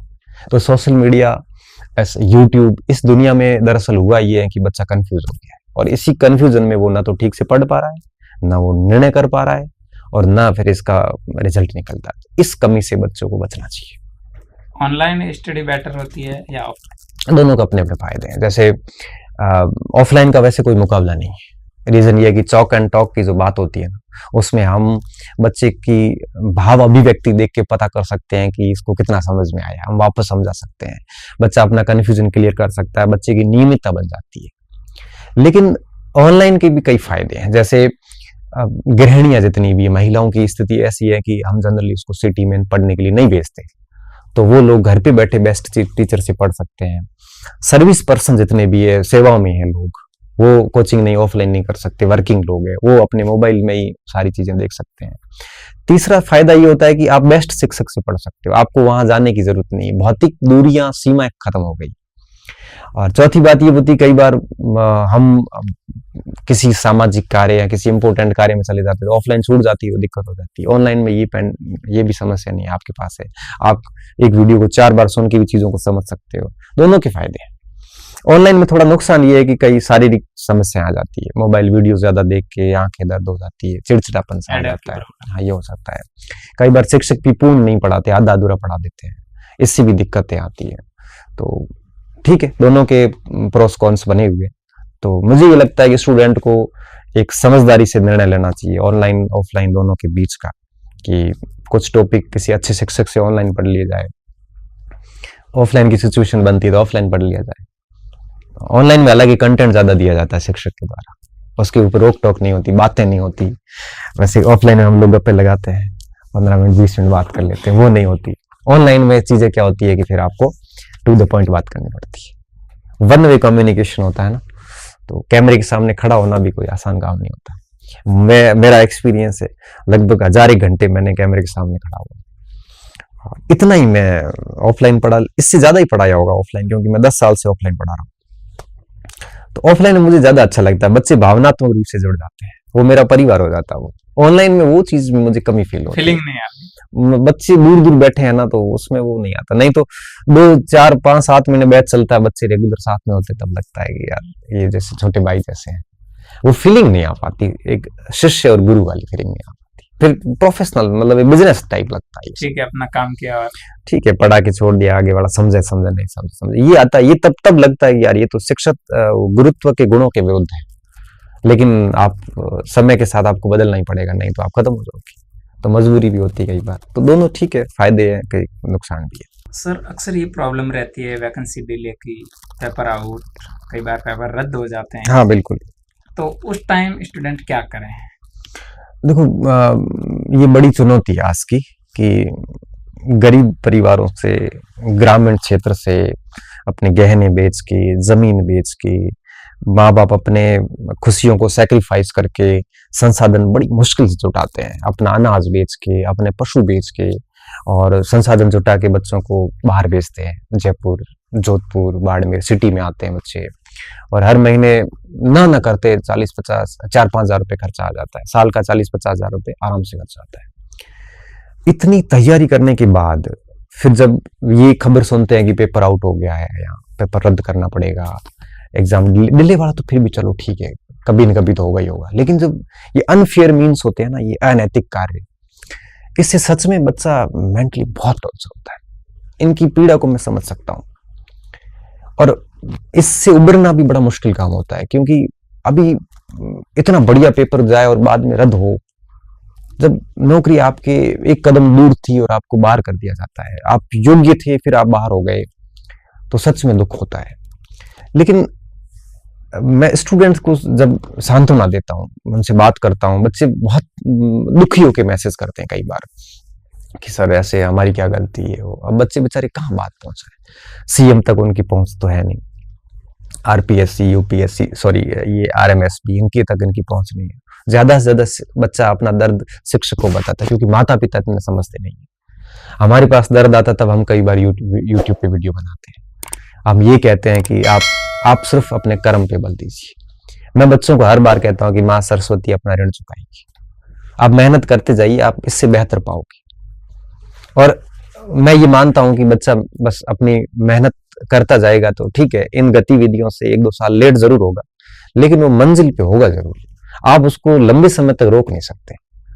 ये कितने भी अनैतिक कार्य है ना, देखो सत्य है वो लास्ट में तो वो जीतना ही है। वो मेहनत परिणाम देगी, और आप जिस लेवल की मेहनत करोगे ना, आप उस स्थान पे होंगे। ये बात मैं आपको बहुत अच्छी तरीके से एक अभिलेख के रूप में लिख के दे सकता हूं कि आपने मेहनत करके आपने अपने आप को जिस काबिल बनाया है ना, आप एक ना एक दिन वहां पे होंगे। बस आप अपनी यात्रा को बीच में रोकना मत, चलते रहना जरूरी है। अगर यात्रा रोक ली तो फिर आप काबिल ही नहीं है। तो मैं तो ये कहता हूं कि एक और प्रयास सही, लेकिन करना जरूरी है और चलते रहना बहुत जरूरी है। जो चलता रहेगा ना वो रहेगा नहीं। हमारे साथ जितने भी हमारे साथी पढ़ते थे कॉलेज में, मैं याद कर पा रहा हूं, एक भी साथी ऐसा नहीं जो सफल नहीं है, चाहे प्राइवेट सेक्टर हो चाहे गवर्नमेंट सेक्टर हो। सारे अपने अपने स्थान पे उच्चतम स्थान पे है। कई यूपीएससी में पास कर गए, आईएएस बन गए, कई आरएएस आरपीएस बन गए, कई हम प्रोफेसर्स बन गए, कई लेक्चर बन गए, कई अच्छे बिजनेस में चले गए, कई अच्छे खासे अच्छे इंस्टीट्यूट के मालिक बन गए। सब सेट है, लेकिन जर्नी है ना सभी ने करी, बीच में रुका कोई नहीं, और कोई रुक गया उनको हम जानते भी नहीं, क्योंकि रुकने वालों को तो कौन जानता है। बैठ गया वो मर गया। इस कंपटीशन की दुनिया में तो रुकना तो हानिकारक है, बस दौड़ते ही जाना, चलते जाना। बच्चों को ये चीजों पे थोड़ा सा उबर के फिर आगे सोचना चाहिए कि अपनी जर्नी जरूरी है। इस पे कोई एक लाइन हो तो सुना दो। मोटिवेशनल गुरु वैसे लाइन वगैरह जब उस पे कोई फंक्शन वगैरह में जाता तो मैं याद करके जाता हूँ, तो ऐसी दिक्कत नहीं आती है। रामधारी सिंह दिनकर की वो पंक्तियां मुझे बड़ी अच्छी लगती है कि नींद कहाँ उनकी आंखों में जो धुन के मत वाले हैं, गति की तृष्णा और बढ़ती जब पड़ते पग में छाले हैं। गति की तृष्णा और बढ़ती जब पड़ते पग में छाले हैं। जागरूक की जय निश्चित है, हार चुके सोने वाले हैं। तो जागरूक है वो तो जीतेगा ही। और अनल किरट भान लिए हो आशिक होने वाले हैं। अंतिम लाइन थोड़ी सी मैं बोल रहा हूँ, तो ये पंक्तियां मुझे बड़ी मोटिवेट करती है कि जागरूक की जय निश्चित है और हार चुके सोने वाले। वो इसी बात को दर्शा रहा है कि गति जरूरी है, जागरूक रहना बहुत जरूरी है। और पद में छाले पड़ते हैं तो आदमी की गति बढ़ जाती है। वो विद्यालय में होता था ना कि 8वीं तक हमें जूते इसलिए नहीं दिए जाते थे कि घुमा के आएगा, तो हम भागते तेज दौड़ना पड़ता था कि पैर जल न जाए। तो गति की तृष्णा और बढ़ती जब पड़ते पग में छाले हैं। तो अपनी परिस्थितियों को अपनी मजबूती बना के चलते रहेंगे तो बेहतर है। नहीं तो अगर ये सोचेंगे कि मेरे साथ ये हो गया वो हो गया, विक्टिम बनोगे तो फिर आपकी कोई सुनने वाला नहीं। क्योंकि मैंने देखा है कि आप जितना रोना रोगे, आप अगर नेगेटिव बनोगे, आप अपने दर्द दुनिया को सुनाओगे, आपको सुनने वाला कोई नहीं है। व्यक्ति हमेशा पॉजिटिव बात सुनना चाहता है। अब मैं आपसे मिला, आपने मुझे अगर अपने बारे में अपने दुखड़े रोने शुरू कर दी, दुख ही दुख, मैं आपसे दूसरी बार नहीं मिलूंगा। आपने अच्छी अच्छी बातें करी पॉजिटिव, तो मेरा मन होगा एक बार और मिलता हूं। इसलिए मैं हमेशा स्टूडेंट को कहता हूं कि आप जब भी किसी से मिलते हो, आप अच्छी बातें करें। अपना ये दुख है ना अपने तक ही रखें, तो आपको लोग सुनेंगे। और अगर आप हर जगह नेगेटिव होंगे, अपने दुख बताते रहोगे, तो फाइनली ये होगा कि फिर आपको कोई नहीं सुनेगा। क्योंकि आपकी एक प्रिसेप्शन बन जाएगा कि ये रोता रहता है, कि ये स्थिति नहीं आनी चाहिए। सबके साथ ही होता है। कौन लाइफ जीवन है, ये उतार चढ़ाव आएंगे तभी तो लाइफ का मजा आता है। सुखी कौन है दुनिया में? एक ही जैसी हो लाइफ तो फिर वो मजा ही नहीं रहता। और क्या, ये चीज है। सर मुझे किसी ने ये कहा था कि जब आप घर में रो रहे हो ना, जी भर के रहो, लेकिन अगर कोई दरवाजे पे आता है तो उसके सामने हंस के दरवाजा खोलो। हाँ, ये वही बात होगी ना, आपको अगर चाहिए कि लोग मुझे सुने, लोग मेरे पास आए मिले, तो आपको थोड़ा पॉजिटिव होना पड़ेगा। मैं इतना बीमार था ना, तो इस स्थिति से गुजरा था, लेकिन फिर भी पढ़ रहा था। मैंने कंटिन्यू रिजल्ट दे रहा था। आप देखो 10 साल से बीमार था, मैं second grade, first grade, headmaster, professor, RS सारे परीक्षाएं पास कर, UPSC मेंस देना सारे करके IAS मेंस देने जा रहा था, स्टूडेंट लेके जाता था मेंस देने के लिए। लेकिन ये बातें है ना, मैंने बहुत ही लिमिटेड लोगों को बता रखी थी कि मैं इस लेवल का बीमार हूँ। वो बता इसलिए रखी थी कि वो लोग मेरी मदद करते थे, वो मेरा मेंटल इमोशनल केयर करते थे, समझते थे। बाकी मैंने ऐसे दुनिया के सामने बहुत बाद में ये बात रखी, वो इसलिए रखी कि ऐसी बीमारी से और कोई गुजर रहा है तो उसको थोड़ा सा मजबूती मिलती है कि इसके भी है तो मैं भी कर लूंगा, हो जाएगी चीज। हाँ, तो इसलिए तो ये चीजें बहुत जरूरी होती है जीवन में, आपको पॉजिटिव रहना ही पड़ता है। सर आपने 2 टाइम को फेस किया है। हाँ, एक वो वाला भी दौर था जब आप बीमार थे, मेंटली स्ट्रेस थे, और एक आज का भी दौर है जब सब कुछ है आपके पास।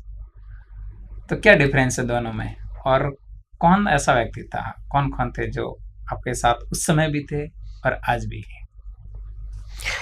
देखो, दोनों दौर की अपनी अहमियत है।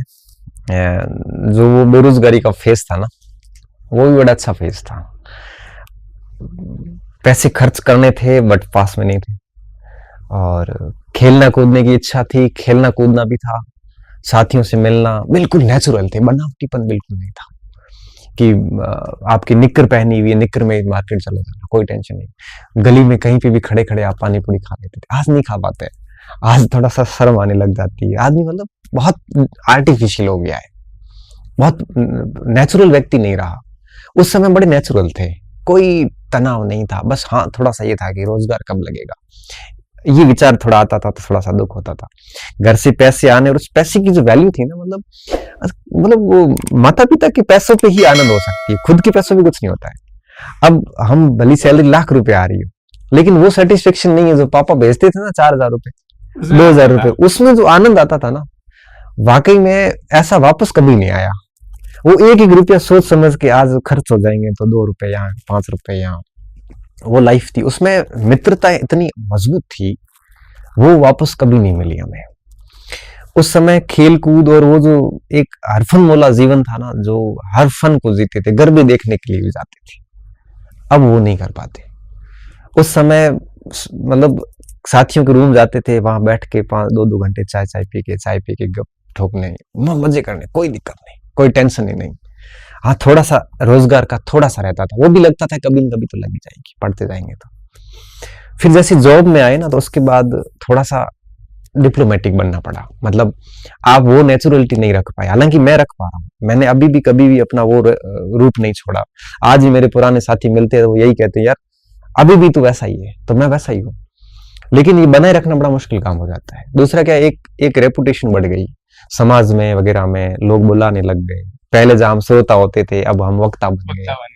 और पहले पैसे की कमी रहती थी, अब वो पैसे खूब है लेकिन खर्च करने की वो रहती नहीं, क्या करे, क्या खाए, क्या करे, वो अब इच्छा ही नहीं है ना, वो उम्र के साथ इच्छाएं खत्म हो गई, समय के साथ हाँ हाँ। तो काफी चेंजेस आ गए, सोशल चेंजेस आए, इकोनॉमिकल चेंजेस आए, शारीरिक चेंजेस आ गए। और मैं सोचता हूँ कि परिवर्तन जरूरी भी है, और परिवर्तन ही जिंदगी को अच्छा बनाते हैं।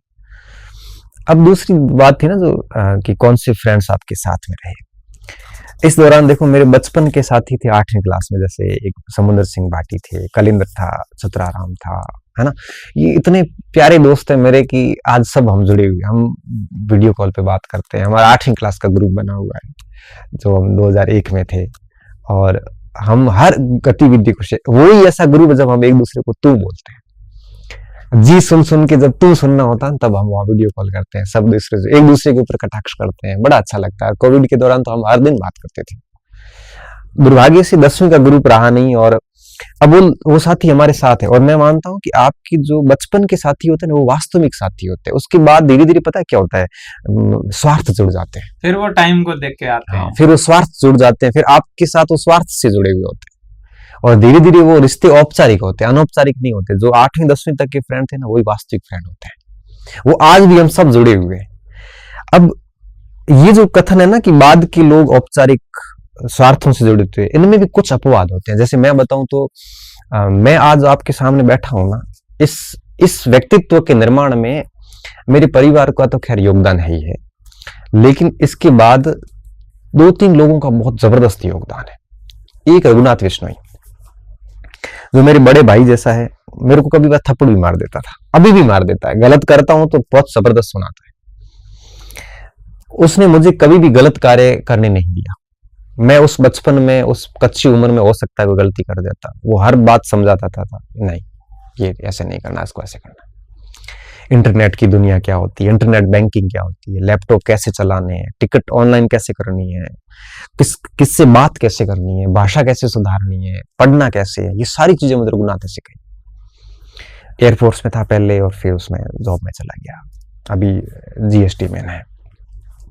एक भगवान साई जी थे, वो भी अभी भी हमारे साथ में हैं, वो भी टोकते रहते हैं, उन्होंने खूब अच्छे से सिखाया। एक भवानी था जो अभी बीएसएफ में कमांडेंट है। तो ये 2-3, एक गौरव चौधरी जो यूएन पीस कीपिंग फोर्स में युगांडा वगैरह भी करके आया, हमारी निरंतर बात, हमारा ग्रुप बना हुआ है और ये सब लोग मुझे हमेशा से ऐसे सही डायरेक्शन देते हैं, ऐसे करना है, ऐसे नहीं करना है। फिर क्या हुआ, ग्रेजुएशन वगैरह हो गई, नौकरियां लग गई, फिर लोगों ने मुझे ऐसे गुरु शब्द से संबोधित करना शुरू किया। अब बड़े भी गुरु बोलते हैं, गुरु एक तो क्या, एक तो ब्राह्मण कम्युनिटी से हैं तो वो जनरली राजपूत वगैरह गुरु ही कहते हैं, और फिर शिक्षक बन गए, अब हजारों बच्चों को पढ़ा लिया, कहीं नौकरी लगी, अब सब गुरु ही कहते हैं। गुरु कैसे हम गुरु, ठीक है। तो अब क्या है, एक गुरुत्व वाला भाव आ गया, तो अब वो लोग आज भी साथ में सारे के सारे, तो उस दौर में भी साथ थे, आज भी साथ है, हम आगे भी साथ रहने वाले, क्योंकि मित्रों के बिना आप अपनी सफलता दिखाओगे किसको, आप अपने उपलब्धियां किसको बताओगे। तो परिवार और मित्र ये दोनों बहुत जरूरी है। और मित्र तो आप यूं कहिए कि another brother from brother from another mother, आप ये तक कह सकते हो। तो मेरे साथ ही सारे साथ है। और खास बात ये कि क्लास फर्स्ट में जब मैं एडमिशन लिया था तब से लेके और आज तक मेरे से जो जुड़ा है ना, वो मेरे से जुड़ा हुआ ही। हम किसी से नाराज नहीं हुए आज तक, होने नहीं देते। कोई साथ छोड़ के गया है? नहीं, साथी जो था वो कोई साथ छोड़ के नहीं गया, कोई अगर छोड़ के गए तो वो मन से थे नहीं। ऐसे मतलब ऐसे जैसे कि बीमार हुए तो उस टाइम, या उस टाइम वो नहीं, साथ में मैं गांव में था तो मुझे देखने आते थे, और रघुनाथ ने तो मेरा पूरा इलाज कराया। अहमदाबाद से लेके दिल्ली से लेके उसकी खुद की कोचिंग चलती थी, कोचिंग छोड़ के मेरे साथ चलता था। मुझे आज भी ऐसे ताज्जुब है कि मेरी कम्युनिटी का व्यक्ति नहीं है, मेरे परिवार से जुड़ा हुआ नहीं, लेकिन उसने मेरा पूरा ट्रीटमेंट कराया। जब भी मुझे किसी भी चीज की जरूरत हुई ना, उसने मुझे कभी भी 2 बार कहने की आवश्यकता नहीं पड़ी। उसने मेरी आज भी मेरे साथ है, और जब भी कोई आवश्यकता पड़ती है तो कंधे पे हाथ रखता है कि मैं साथ हूँ, क्या दिक्कत है। और जब वो से हाथ रखता है तो लड़ हम लेते हैं, दिक्कत ही नहीं। आपके कंधे पे हाथ रखने वाला कोई होता है ना, तो आप दुगनी शक्ति के साथ काम करते हैं, फिर ताकत दुगनी बढ़ जाती। बिल्कुल ताकत बढ़ जाती है, क्योंकि व्यक्ति में क्षमता सारी होती है, बस उसको कोई कुरेदने वाला होना चाहिए।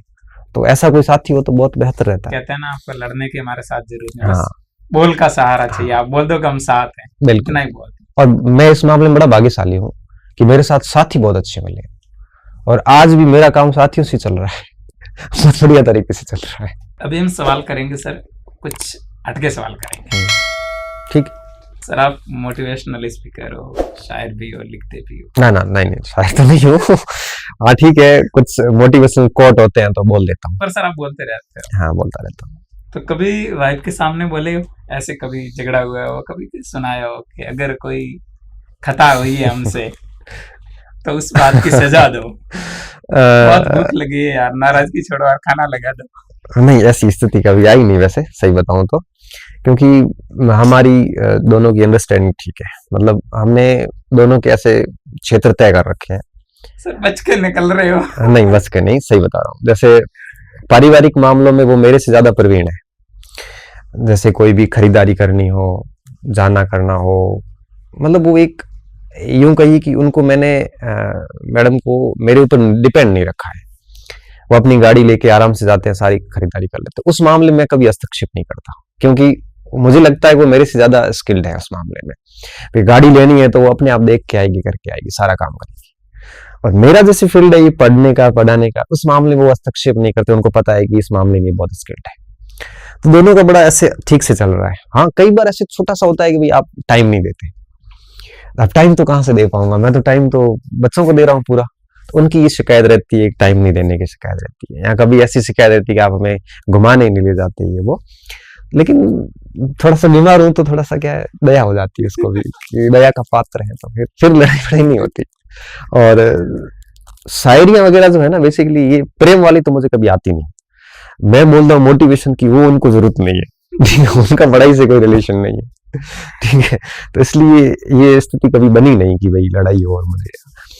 हालांकि यहाँ पे मेरा स्वास्थ्य की गिरावट मेरा पॉजिटिव पॉइंट है, तो उसकी वजह से हाँ, वो मुझे विशेष एक स्थान दिलाता है कि ऐसी स्थिति थोड़ी बहुत आती भी है तो वो मन में सोच लेते हैं कि टेंशन दी तो बीमार हो जाएगा, इससे अच्छा है कि ठीक है जो है वो ठीक है। तो झगड़ा हो भी जाए तो बंद हो गई, फिर दर्द होने लग गया, झगड़ा होगा तो मैं थोड़ा ऐसे टेंशन में आ जाता हूँ, तो फिर उनको लगता है कि कहीं समस्या हो जाएगी, इससे अच्छा खत्म करो बात को। अब तो मेरी बच्ची छोटी है तो वो मना लेती है, वो झगड़ा होने नहीं देती, छोटी बच्ची है तो कियानू बहुत समझदार है, 5 साल की है, लेकिन उनको समझ में आ जाती बातें, उसको कैसे बैलेंस करना वो कर लेती है। तो अभी तो आई नहीं, हाँ अब दिक्कत आएगी नहीं आगे। कभी लाइफ में स्मोकिंग की? हाँ, स्मोकिंग हैबिचुअल तो नहीं रहा हूँ, लेकिन मुझे याद है मैंने 2 बार की है अच्छे से। एक बार की थी मैंने, किसी शादी में गया था, तो वहां पे साथियों के साथ उन्होंने कहा कि बड़ा बन गया ये वो, मैं कर लेता हूँ, मैं कर ली। खांसी बहुत आई थी फिर ऐसे जब दुकान अंदर गया ना, तो हाँ सिगरेट थी, तो एक बार वो करी थी। एक बार मैं देशनोक जाता हूँ, करणी जी के मंदिर जाता हूँ, 14 को कोई दे के आता हूँ, वहाँ परिक्रमा करके आता हूँ। मैं इस मामले में बहुत श्रद्धा रखता हूँ। तो वहां रात की परिक्रमा होती है, 14 को होती है, वैसे नॉर्मल डे में भी लोग करते हैं, तो वो लगभग 36 किलोमीटर की है। एक बार हम ऐसे, और नवंबर दिसंबर में होती है तो ठंड भी बहुत होती है, तो एक बार वहां साथियों के साथ गया तो वहां पे मैंने 1-2 सिगरेट स्मोकिंग करी थी, इसके अलावा मैंने कभी नहीं करी। हालांकि हमारी जो अल्सरेटिव कोलाइटिस बीमारी है ना, इसमें एक रिसर्च ये कहता है कि स्मोकिंग से बीमारी हील होती है। तो मैंने डॉक्टर से पूछा, मैंने कहा मैं स्मोकिंग करूं तो हील हो जाएगी? तो डॉक्टर साहब ने कहा हील हो जाती है, लेकिन अगर बिगड़ गई तो सीधा कैंसर होता है। उसके बाद तो मैंने उसको आइडिया त्याग दिया, मैंने कहा नहीं अब स्मोकिंग नहीं करेंगे। दूसरा क्या है कि हम एक शिक्षक है ना, तो शिक्षक बनना बहुत मुश्किल काम होता है। आप परीक्षा पास करके ये सोच रहे हो कि मैं शिक्षक बनाऊं, तो आप गलत सोच रहे हो। शिक्षक बनने के लिए आपको कई सारे उदाहरण प्रस्तुत करने पड़ते हैं, आपको कई सारी अपनी गलत आदतें छोड़नी पड़ती है, आपको सहनशील बनना पड़ता है, आपको धैर्यवान बनना पड़ता है। शिक्षक स्टूडेंट्स के पता नहीं कितने कितने सवाल आते हैं, उनको आपको सुनना पड़ता है, बहुत ही धैर्य के साथ उनको अच्छे से समझाना पड़ता है, आपको गुस्सा त्यागना पड़ता है, तब जाके शिक्षक बनते हैं। और अगर नशे पत्ते करता हूं तो मेरे स्टूडेंट मेरे से क्या सीखेंगे? मैं खुद उनको कहता हूं कि नहीं बेटा ये गलत है। अब मैं खुद अगर सिगरेट लूंगा या जर्दा खाऊंगा, सर बोलेंगे सर आप तो खुद ही करते हो। हाँ, फिर मैं ये सीना ठोक के नहीं बोल सकता कि नहीं ये नहीं करना बेटा। तो मैं इन चीजों से बहुत दूर हूँ, इसलिए दूर हूँ कि मैं एक शिक्षक हूँ। किसी दूसरी फील्ड में होता तो शायद कर रहा होता, लेकिन टीचिंग में तो मेरी इच्छा नहीं है। इच्छा नहीं है। देखो टीचिंग का जो फील्ड है ना, इसने मेरी जिम्मेदारियां बढ़ा दी है। अब मैं कह रहा हूं अगर मैं किसी दूसरे फील्ड में होता या प्राइवेट सेक्टर में होता तो क्या पता शायद कर लेता, लेकिन इस फील्ड में मैंने किया नहीं और करूंगा भी नहीं, क्योंकि जब तक मैं नहीं करूंगा तब तक ही मैं बच्चे को बता पाऊंगा कि आपको ये गलत चीजें नहीं करनी। सर गलत है, कोशिश करें कि नहीं करें। हाँ, नहीं करनी चाहिए। नेक्स्ट क्वेश्चन है सर, कभी स्कूल की दीवार कूद कर बंक मारा है स्कूल से? हाँ, खूब मारा है ना। जैसे 9वीं 10वीं में तो दीवार नहीं थी स्कूल में, तो समस्या नहीं थी निकलने में। 8वीं तक है ना हमने खूब बंक मारा। हमारा ग्रुप ऐसा था कि क्रिकेट खेलने का बड़ा शौक था, और जो विंडो होती है ना गवर्नमेंट स्कूल में, विंडो काफी बड़ी होती है, उसमें से लोहे की आती है पट्टियां होती है, वो हमने तोड़ दी थी 1-2। फिर उसमें से होके निकलना है, गेट से निकलेंगे तो दिख जाएगा, तो उसके अंदर से एक एक बच्चा निकल रहा। मैं बहुत छोटा था, और मेरा छोटा मतलब उम्र तो कम थी, मेरा शरीर भी छोटा था, अभी भी बड़ा नहीं है, तो उस समय तो बहुत छोटा था। सबसे पहले मैं निकलता था, और बैग है किसी को ऐसे जिम्मेदारी देके जाते थे कि तेरे को घर लेके आना है। ऐसे कई बार निकलते थे। एक बार एक तो खेलने के लिए निकलते थे, एक हम पकड़े गए। एक बार क्या हुआ कि एक बार हम ओरन में बेर खाने के लिए गए। ये भी हमारा भागने का एक माध्यम होता था कि आज बेर खाने के लिए ओरन जाना है। तो ओरन जाने के लिए हम 8-10 लड़के निकल गए, क्लास पूरी खाली हो गई, एक के बाद एक निकल गए। और 10-12 जने थे, हमने ओरन में बोर वोर खाए किए और वापस आए दूसरे दिन। तो गुरुजी को पता चल गया था कि 12 जने 12 ही गायब कहाँ गए, 8वीं क्लास थी। उस दिन इतना बुरी तरह से मारा था ना उन्होंने, सर ने, कसम डोली जिंदगी में बैर ही नहीं खाएंगे। ऐसी स्थिति करी। एक ही दिन में दर्द छोड़ दी। इतना बुरी तरीके से मारा था। तो ऐसे वो मेमोरी बड़ी शानदार थी। अब उन बिल्डिंग्स को देखते हो तो बड़ा भावुक होते हैं कि इस बिल्डिंग ने हमें बना के खुद टूट गई। अब वो गुरुजी भी रिटायर हो गए और मेरे साथ तो बड़ा एक अच्छा सा हुआ कि मैं जिस स्कूल में पढ़ा हूँ और जिस कॉलेज में पढ़ा हूँ, मैं उन सब जगह नौकरी करके आया हूँ। मेरे गांव में स्कूल में पढ़ा, मैंने वहां नौकरी करी। मैं जहां जहां पढ़ा ना, वहां ऑलमोस्ट सभी जगह मैंने नौकरी करी। और तो मेरी स्कूलिंग, कॉलेज जिस विद्यालय और महाविद्यालय में हुआ, उसी में मैं पोस्ट नौकरी कर रहा हूँ। तो मुझे बहुत अच्छा लग रहा है ऐसे। और वो यादें है ना, वो हम जब साथी लोग बैठते हैं तब खूब साझा करते हैं कि वो ऐसे भागा था, उसको पीछे से सर ने कैसे पकड़ा था। और उन्हीं यादों में कई बार हम, अब वो अच्छी लगती है लाइफ, बहुत शानदार लगती है। उस समय लगता था कि यार ये चीजें पता नहीं क्या होगी। अब लगता है कि हाँ, अब लगता है कि वो दिन वापस कभी नहीं आएगी। इसलिए मैं ना स्टूडेंट को कहता हूँ, हर दिन को जियो, आप मेमोरी क्रिएट कीजिए। क्योंकि बूढ़ापा है ना, ये एज से तय नहीं होता है। बूढ़ापा तय होता है कि आपके कार्यों से। मैं मान रहा हूं कि अगर 60 साल का कोई व्यक्ति है और मेमोरी क्रिएट कर रहा है, काम कर रहा है ना, तो वो युवा है। 21 वर्ष का कोई युवा है और मेमोरी क्रिएट कर नहीं रहा है, पड़ा है एक शांति से, मैं कहता हूं वो बूढ़ा है। आपने आज क्या मेमोरी क्रिएट की, 10 साल बाद क्या सुनाओगे? आपके पास तो मेमोरी नहीं है। और हमारे पास इतनी है कि आप मेरा 10 घंटे इंटरव्यू ले लोगे ना, तो भी मेमोरी पूरी नहीं होगी। तो हमने खूब क्रिएट किया, हर दिन करते हैं। आज भी कुछ न कुछ मेमोरी क्रिएट करके आए, तो हमेशा रहते हैं। ये आज होगी ना, इंटरव्यू दे दिया। देखो मैं इंटरव्यू देता नहीं हूँ किसी को, जनरली बोलता कम हूँ इंटरव्यू के सामने। तो आज आपने ये मेमोरी क्रिएट हो गई कि मैं हमने इंटरव्यू शूट किया था। की सबसे यादगार पिटाई? स्कूल की यादगार अगर पिटाई की बात करें ना, क्योंकि सर अभी आपने बोली वैसे बहुत बार हुई है। हाँ, पिटाई तो यादगार ही रहती है। एक हमारे पीटीआई जी थे, रामदयाल जी थे। तो उन्होंने मुझे खड़ा किया सामाजिक के प्रश्न के लिए। मैं 6ठी क्लास में था शायद। तो मेरे को सोशल साइंस का कोई सवाल पूछा। तो मेरा क्या है कि सवाल मुझे उत्तर आया नहीं, उत्तर नहीं आया। तो उन्होंने मेरे यहाँ से वो पहले बाल खींचे और फिर यहाँ से पेन डाल के हाथ खींचे, ऐसे किए। तो मेरे को ना गुस्सा आ गया। मैंने सर के सामने ऐसे देख लिया गुस्से से, सर से गुस्से से देख लिया। तो सर को भी गुस्सा आ गया। और मैं तो देख ही सकता था, इससे ज्यादा कुछ नहीं करता।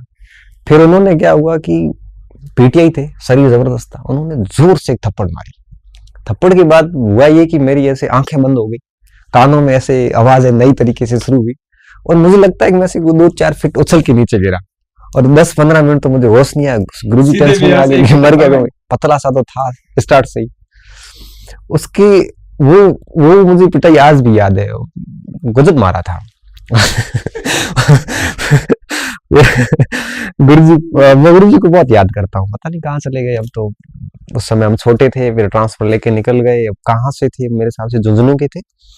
और बचपन के गुरुजी निकल गए, फिर वो याद भी बहुत आते हैं, लेकिन मुलाकात नहीं हो पाती। वीडियो देख रहे होंगे इंटरव्यू, तो उनको भी याद तो मैं उनको थप्पड़ याद करे तो मुझे जरूर मैसेज करना, मैं सर मिलने आऊंगा, झुंझुनू आ जाऊंगा। उसी क्या पता उस थप्पड़ ने मुझे वापस पढ़ना सिखा दिया। वो नई आरटी जब आया, राइट टू एजुकेशन, तो उसके बाद बच्चों की पिटाई बंद कर दी। तो पहले बहुत मारते थे। हाँ, तो मुझे लगता है कि आरटी में ये प्रावधान नहीं होना चाहिए था। डंडा होगा ना, भय बिन प्रीत का, तो भय होना जरूरी है। नहीं तो क्या है, बच्चे सच में नहीं पढ़ते। आप बच्चे फेल नहीं कर सकते, आप पीट नहीं सकते। हमारे दौर में तो 9वीं में छंटनी हो जाती थी। 9वीं क्लास पास करना 10वीं से ज्यादा हार्ड था, क्योंकि 9वीं में फेल कर देते थे ताकि उनके 10वीं का रिजल्ट अच्छा रहे। अब स्थिति ऐसी नहीं, अब आप उसको फेल नहीं कर सकते। अब आरटी एक्ट लग गया। तो ये सारी चीजें याद है अभी। सर हमारे समाज में, हमारे कल्चर में बिजनेसमैन को उतनी रेस्पेक्ट क्यों नहीं मिलती जितनी एक गवर्नमेंट जॉब वाले को मिलती है? क्योंकि सर आपको भी पता है, पूरा जो देश की पूरी इकोनॉमी है वो बिजनेस पे टिकी हुई है। बिल्कुल सही कह रहे हो आप, क्योंकि गवर्नमेंट जॉब में बमुश्किल 2% लोग हैं और वही टैक्स पेयर है, सामान्य सा टैक्स देते हैं। 98% लोग बिजनेस में हैं और देश की इकोनॉमी में उनका बहुत बड़ा योगदान है। उनको रिस्पेक्ट मिलना चाहिए। लेकिन हम अभी भी है ना, जैसे आजाद तो हो गए पॉलिटिकली और फिजिकली आजाद हो गए भौतिक रूप से भी, लेकिन ब्रिटिश मानसिकता अभी तक गई नहीं। ब्रिटिश मानसिकता ये थी कि कॉलोनियल एरा जो था उसमें जो भी सरकार का आदमी होता था उसकी गजब रिस्पेक्ट होती थी, क्योंकि उसके पास पावर बहुत थी। जनता डरती थी सरकारी व्यक्तियों से, क्योंकि वो दंड देते थे, दंड के पावर भी उनके पास में थे। तो सरकारी कर्मचारी इतने हावी थे जनता के ऊपर। तो सरकारी कर्मचारी बनना का मतलब ये था, उस समय सरकारी कर्मचारी को पैसे भी 2, 4, 5, 10 रुपए की तनख्वाह थी। वो साथ इसलिए रहती थी कि उनका एकदम प्रभाव बना रहे, और वो ऐसे चापलूस टाइप के लोग जाते थे सरकार के अंदर, और उनसे जनता खौफ खाती थी। हम आजाद हो गए, आजाद होने के बाद भी सरकारी कर्मचारियों के प्रति हमारा दृष्टिकोण आज भी वही है कि ये गवर्नमेंट में है, जबकि सर्वेंट है, वो भी नौकरी है गवर्नमेंट का, लेकिन जनता के मस्तिष्क में आज भी वो प्रभाव खत्म नहीं हुआ। और हम समाज के अंदर सरकारी नौकर को अलग दृष्टिकोण से देखते हैं। आज भी सर देखो बहुत सारे फंक्शनों में उनको सम्मानित किया जाता है। बिल्कुल, सरकारी कर्मचारी को, अच्छा पढ़ाई का उद्देश्य सरकारी कर्मचारी रह गया। आप बहुत अच्छे पढ़ लिख लिए, अगर आपकी नौकरी नहीं है तो समाज ये मानेगा कि आप जीरो है, कुछ नहीं, आपको आता ही नहीं। और अगर आपकी नौकरी लग गई, भले किसी गलत माध्यम से लगी हो, तो अभी उनके लिए आप हीरो। हाँ सर, ये बहुत हो गया कि मतलब आपकी पढ़ाई का मतलब ही है कि आपको सरकारी जॉब, अगर सरकारी जॉब नहीं है तो पढ़ाई बेकार, आपने कुछ किया ही नहीं है। तो सरकारी जॉब जनरल बेसिकली ये हो गया कि केवल जीवन निर्वाह ही नहीं है, बल्कि प्रतिष्ठा का सवाल भी है। ये सर ऐसा हाँ, ऐसा मैं कह रहा हूँ ना, ब्रिटिश मानसिकता उस समय से चली आ रही है। आज भी हम सोचते हैं कि जो सरकार में है वो बहुत प्रभावी लोग हैं, इसलिए उनका रिस्पेक्ट किया जाता है। और ग्रामीण सेक्टर में एक और कारण भी है कि एक तो क्या, जो क्वांटिटी कम होती है ना, उनकी वैल्यू ज्यादा होती है। अब सरकार में क्या 2% लोग हैं, कम लोग हैं, तो इनकी वैल्यू ऑटोमेटिक ज्यादा होगी। जैसे मेरे गांव में, अब जैसे प्रोफेसर मैं अकेला ही हूँ, तो लोग ऑटोमेटिक वैल्यू करेंगे। अगर आपके गांव में भी आप अकेले होंगे ना, किसी बड़ी संस्थान के मालिक, तो आपकी रेपुटेशन बन जाती है। तो एक तो क्या, सरकारी कर्मचारियों की संख्या कम होना, दूसरा वो सुरक्षित जॉब में है, तीसरा वो गवर्नमेंट का टैग लग जाता है। तो इसके कारण क्या होता है कि थोड़ा सा मानसिकता ये रहती है कि सरकारी वाले ठीक है। जबकि मैं मानता हूं कि जो प्राइवेट सेक्टर है ना, प्रोग्रेस करनी है तो वो सेक्टर बहुत जबरदस्त है। सरकारी क्षेत्र में इतनी सैलरीज वगैरह नहीं है, ठीक है, सिक्योरिटी बहुत है आपको, आप रिटायरमेंट के बाद में भी आपकी जिंदगी है वो अच्छे से गुजरती जाएगी। लेकिन आप चाहते हो कि आप प्रोग्रेस करें। वैसे भी जिंदगी की भी नहीं, वो तो नहीं, हम लोग भारत के लोग है ना, वो 100 साल का सोच के नहीं चलते, बल्कि 7 पीढ़ियों का सोचते हैं। हम भारत के लोग जैसे जमीनें खरीदते हैं, मकान बनाते हैं, 7 पीढ़ी का सोच के चल रहे। आप देखना, गांव में कहावत है, इसने अपनी 7 पीढ़ी का जुगाड़ कर लिया। बताओ, अपनी अगले मिनट क्या होने वाला है हमें नहीं पता, लेकिन हम 7 पीढ़ियों का जुगाड़ करने वाले लोग हैं। तो थोड़ी सी मानसिकता है, लेकिन ये धीरे धीरे ठीक हो रही है। अब धीरे धीरे कम होती जा रही है, ऐसा नहीं है। समय के साथ 1947 में जो स्थितियां थी वो अब नहीं, और अब जो है ये 2050 के आसपास नहीं रहेगी। तो समय के साथ में हम मानसिक रूप से आजाद होते जाएंगे। अभी देखो ना, कोई इंग्लिश बोलता है तो हमारे लिए वो भगवान हो जाता है, भले कुछ नहीं आ रहा हो। क्यों? क्योंकि अंग्रेजों का प्रभाव आज भी है, जबकि इंग्लिश तो एक भाषा है, महज भाषा है, बस लैंग्वेज है। आप जैसलमेर में चले जाओ, आपको हर व्यक्ति इंग्लिश बोलता हुआ मिलेगा, क्योंकि फिर टूरिस्ट आते हैं वहां पे, उनका जो माध्यम है वार्ता का वो इंग्लिश ही है। तो जो लोग स्कूल भी नहीं गए वो भी बोलते हैं, भाषा है इंग्लिश, क्या दिक्कत है। लेकिन उसको हमने ऐसा बना रखा है, वो इसलिए कि वो इंग्लिश मानसिकता, वो धीरे धीरे ठीक होगा। हमने 400 साल गुलामी देखी है, तो निश्चित तौर पे ये बातें समय के साथ खत्म होगी। अभी सर राउंड फायर स्टार्ट है। ठीक है, इसमें आपको 2 में से 1 चूज करना है और 1 लाइन में आंसर देना है। ठीक। घर में ज्यादा किसकी चलती है? वैसे मैं अगर ब्रॉड लेवल पे कहूँ तो मेरी मम्मी की चलती है। मेरी मम्मी के डिसीजन फाइनल होते हैं, और उनके डिसीजन मैंने कभी गलत जाते हुए नहीं देखे। और पापा ने कभी भी मम्मी के विरुद्ध डिसीजन लिया है तो मैंने वो अक्सर असफल होते हुए देखा है। और जहां तक मेरी खुद की बात है सर, जिस हिसाब से आप बात कर रहे हैं, पापा तो लेते ही नहीं होंगे। नहीं, पापा डिसीजन नहीं लेते, जनरली सच में नहीं लेते। पापा घर पे डाल देते हैं मम्मी को, भाई ये क्या करना है, कैसे करना है, तो मम्मी कह देती है कि भाई ये हमें ये लगता है। आजकल डिसीजन में हम लोगों को भी इन्वॉल्व कर लिया, तो पापा अपने लेवल पे कभी डिसीजन नहीं लेते, और वो सबका सुनने के बाद लेते हैं। तो मुझे हमारे परिवार की बात करूँ तो मम्मी का ज्यादा रहता है। ये सर ऐसे मानसिकता है, बाकी औरतें भी डिसीजन लेने में बहुत नहीं, अच्छा डिसीजन लेती है, औरतों को ग्राउंड लेवल की रियलिटी पता होती है। इंदिरा गांधी जी ने पूरा देश चलाया था, बहुत अच्छे से चलाया था। लाइफ की पहली लड़ाई। लड़ाई की अगर बात करें ना तो स्कूली शिक्षा में डेली होती थी। ऐसा कोई दिन नहीं जाता था जिस दिन लड़ाई नहीं हुई हो। बच्चों के साथ में आपस में लड़ लेते थे और ऐसे छोटा मोटा चलता रहता था। ऐसी कोई कोई बड़ी लड़ाई कभी नहीं हुई हमारी। कभी ज्यादा मारने नहीं का, नहीं कभी कभी कहीं नहीं। झगड़ा। नहीं ऐसे दोस्तों में कभी का गैंग वार होती थी। जैसे ऐसे मेरे को कोई पीटने आ गया तो मेरे साथ दो लोग खड़े हो जाते थे और उनके साथ होते थे। फिर कोई छोटी मोटी थप्पड़ वगैरह पड़ती थी तो वो सामने से थी। कभी हम मार देते थे, कभी हमें मार लेते थे। अकेले में मिल गया तो हमें मार लिया जाएगा, हमें कोई मिल गया तो हम मार लेते थे। वो बड़ा वो इंटरेस्टिंग era था। तो वो लड़ाइयाँ चलती रहती थी। वो बड़ी लड़ाइयाँ नहीं थी, वो अच्छी थी मतलब। और ऐसी कोई बहुत बड़ी भयंकर कभी लड़ाई नहीं। मैं बड़ा शांत प्रवृत्ति का व्यक्ति हूँ। हाँ, चंचल जरूर था, लड़ाई खोर नहीं था।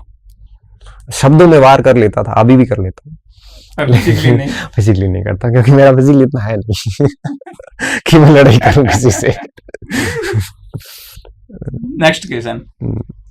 एक ऐसा टीचर जिसको आप मानते हो कि आपसे भी ज्यादा बेस्ट है। हाँ, वर्तमान दौर की अगर मैं बात करूं ना तो डॉक्टर विकास देवी कीर्ति मेरी नजर में आज की तारीख में सर्वश्रेष्ठ शिक्षक है।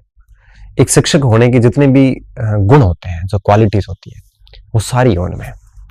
और मैं हमेशा चाहता हूं कि मैं उनके जैसा बनूं और मैं कोशिश पूरी करता हूं कि विकास देवी कीर्ति की कुछ बातें भी मैं अगर अपना पाऊं तो मैं और अच्छा शिक्षक बन सकता हूं। तो मेरे दृष्टिकोण में वो बेस्ट शिक्षक है आज की तारीख में। और बचपन में तो खैर वो सारे शिक्षक अच्छे थे। वर्तमान की मैं बात कर रहा हूँ। सबसे बुरी आदत जब आप छोड़ना चाहते हैं, छुट्टी नहीं। बुरी आदत की बात करूं तो एक मेरी सबसे बुरी आदत यह है कि नो सेइंग पावर नहीं है मेरे में। मतलब मैं ना नहीं कह सकता। आप मेरे से कोई भी काम करवाओगे ना, मुझे पता मेरी सिचुएशन नहीं करने की, फिर भी मेरे से ना नहीं दिया जाता। सर बहुत लोग सुन रहे हैं इंटरव्यू हाँ, पे। ना सच में ना नहीं दिया जाता। बच्चों को भी पता है। बच्चे कई बार कहते हैं सर इसकी स्ट्रेटजी का वीडियो बनाई, मैं कहता जल्द बना रहा हूँ और बच्चे फिर 3-3 महीने वेट करते हैं, वीडियो नहीं आ पाता। सर के इसके लिए कौन सी बुक्स पढ़ा है, मैंने आर्टिकल लिख के बताता हूँ, फिर नहीं लिख पाता कई बार। रघुनाथ ने बहुत कोशिश की थी ऐसे सिखाने की, ना बोलना सीख ले, ना बोलना सीख ले, ना बोलना सीख ले। खूब कोशिश करी लेकिन वो स्वभाव कहते हैं, वो बेसिक इंस्टिक्ट है, मूल प्रवृत्ति है, वो निकल ही नहीं रही है। और अब तो बिल्कुल यस मैन बन गया हूँ। कोई हाँ कर दूंगा बस हो जाएगा, वो कर नहीं पाता। नेक्स्ट क्वेश्चन जी बहुत फंसने वाले हो सर। पूछ लो। नहीं नहीं, मैं बड़ा क्रिस्टल क्लियर व्यक्ति हूँ। मेरा जीवन बड़ा साफ है। सारी चीजें मैंने दुनिया के समक्ष रख रखी है, साफ एकदम, तो दिक्कत नहीं आती। ठीक है चलो फिर देखते हैं। Sankalp Classes. No comments. No comments.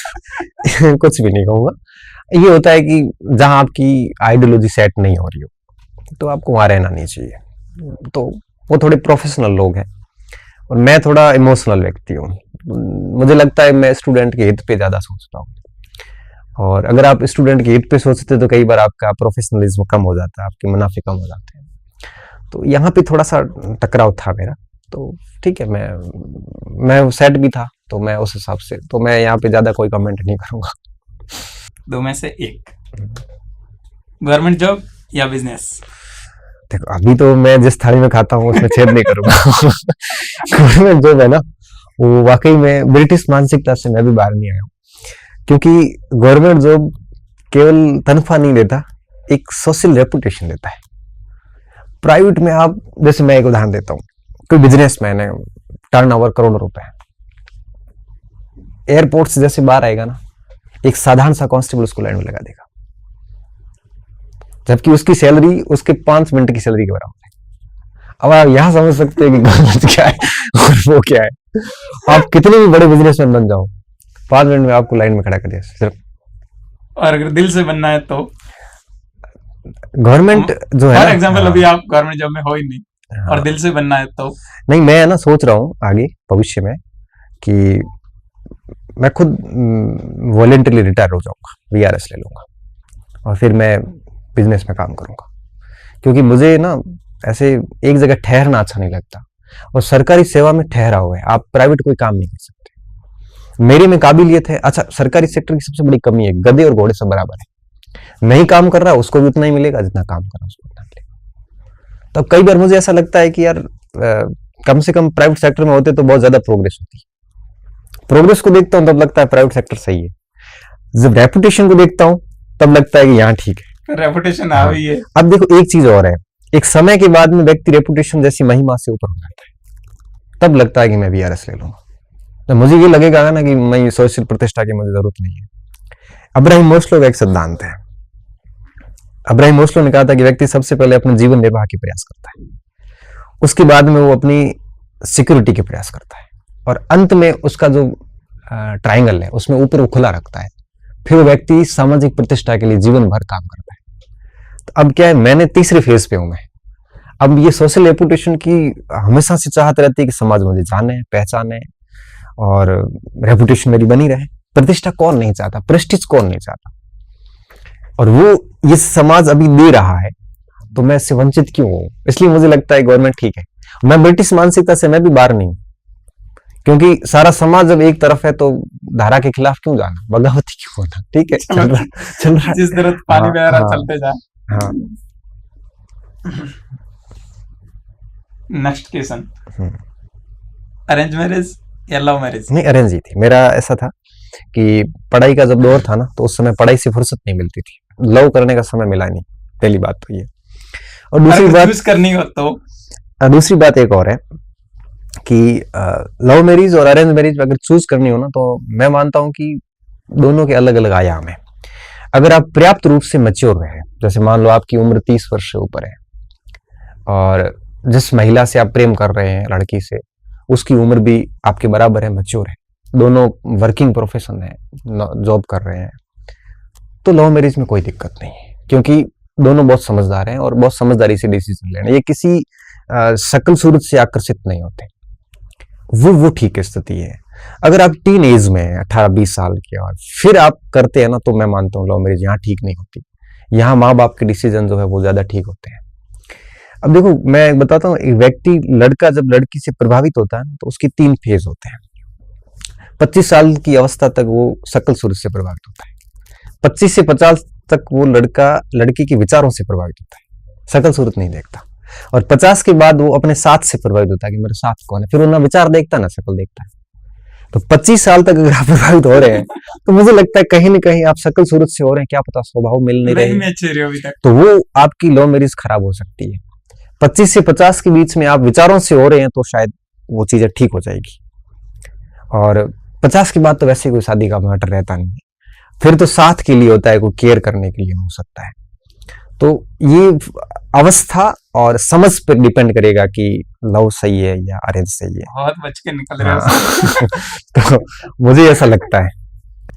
चाय या सिगरेट? चाय बहुत अच्छी है, और मैं चाय का बड़ा दीवाना रहा हूँ, और जब भी पढ़ाई के दौर में चाय सबसे अच्छा साथी रही। 12-1 बजे तक भी पढ़ते थे तो लास्ट में चाय पीना, चाय पीने के बाद एक नई टाइप की एनर्जी आएगी। अभी इंटरव्यू के बाद भी चाय पीऊंगा।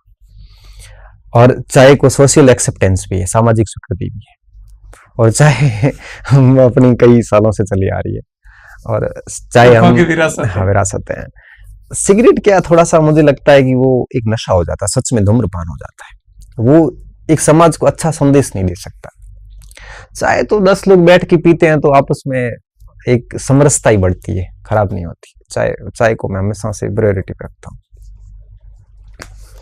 नेक्स्ट बहुत हार्ड है चूज करना।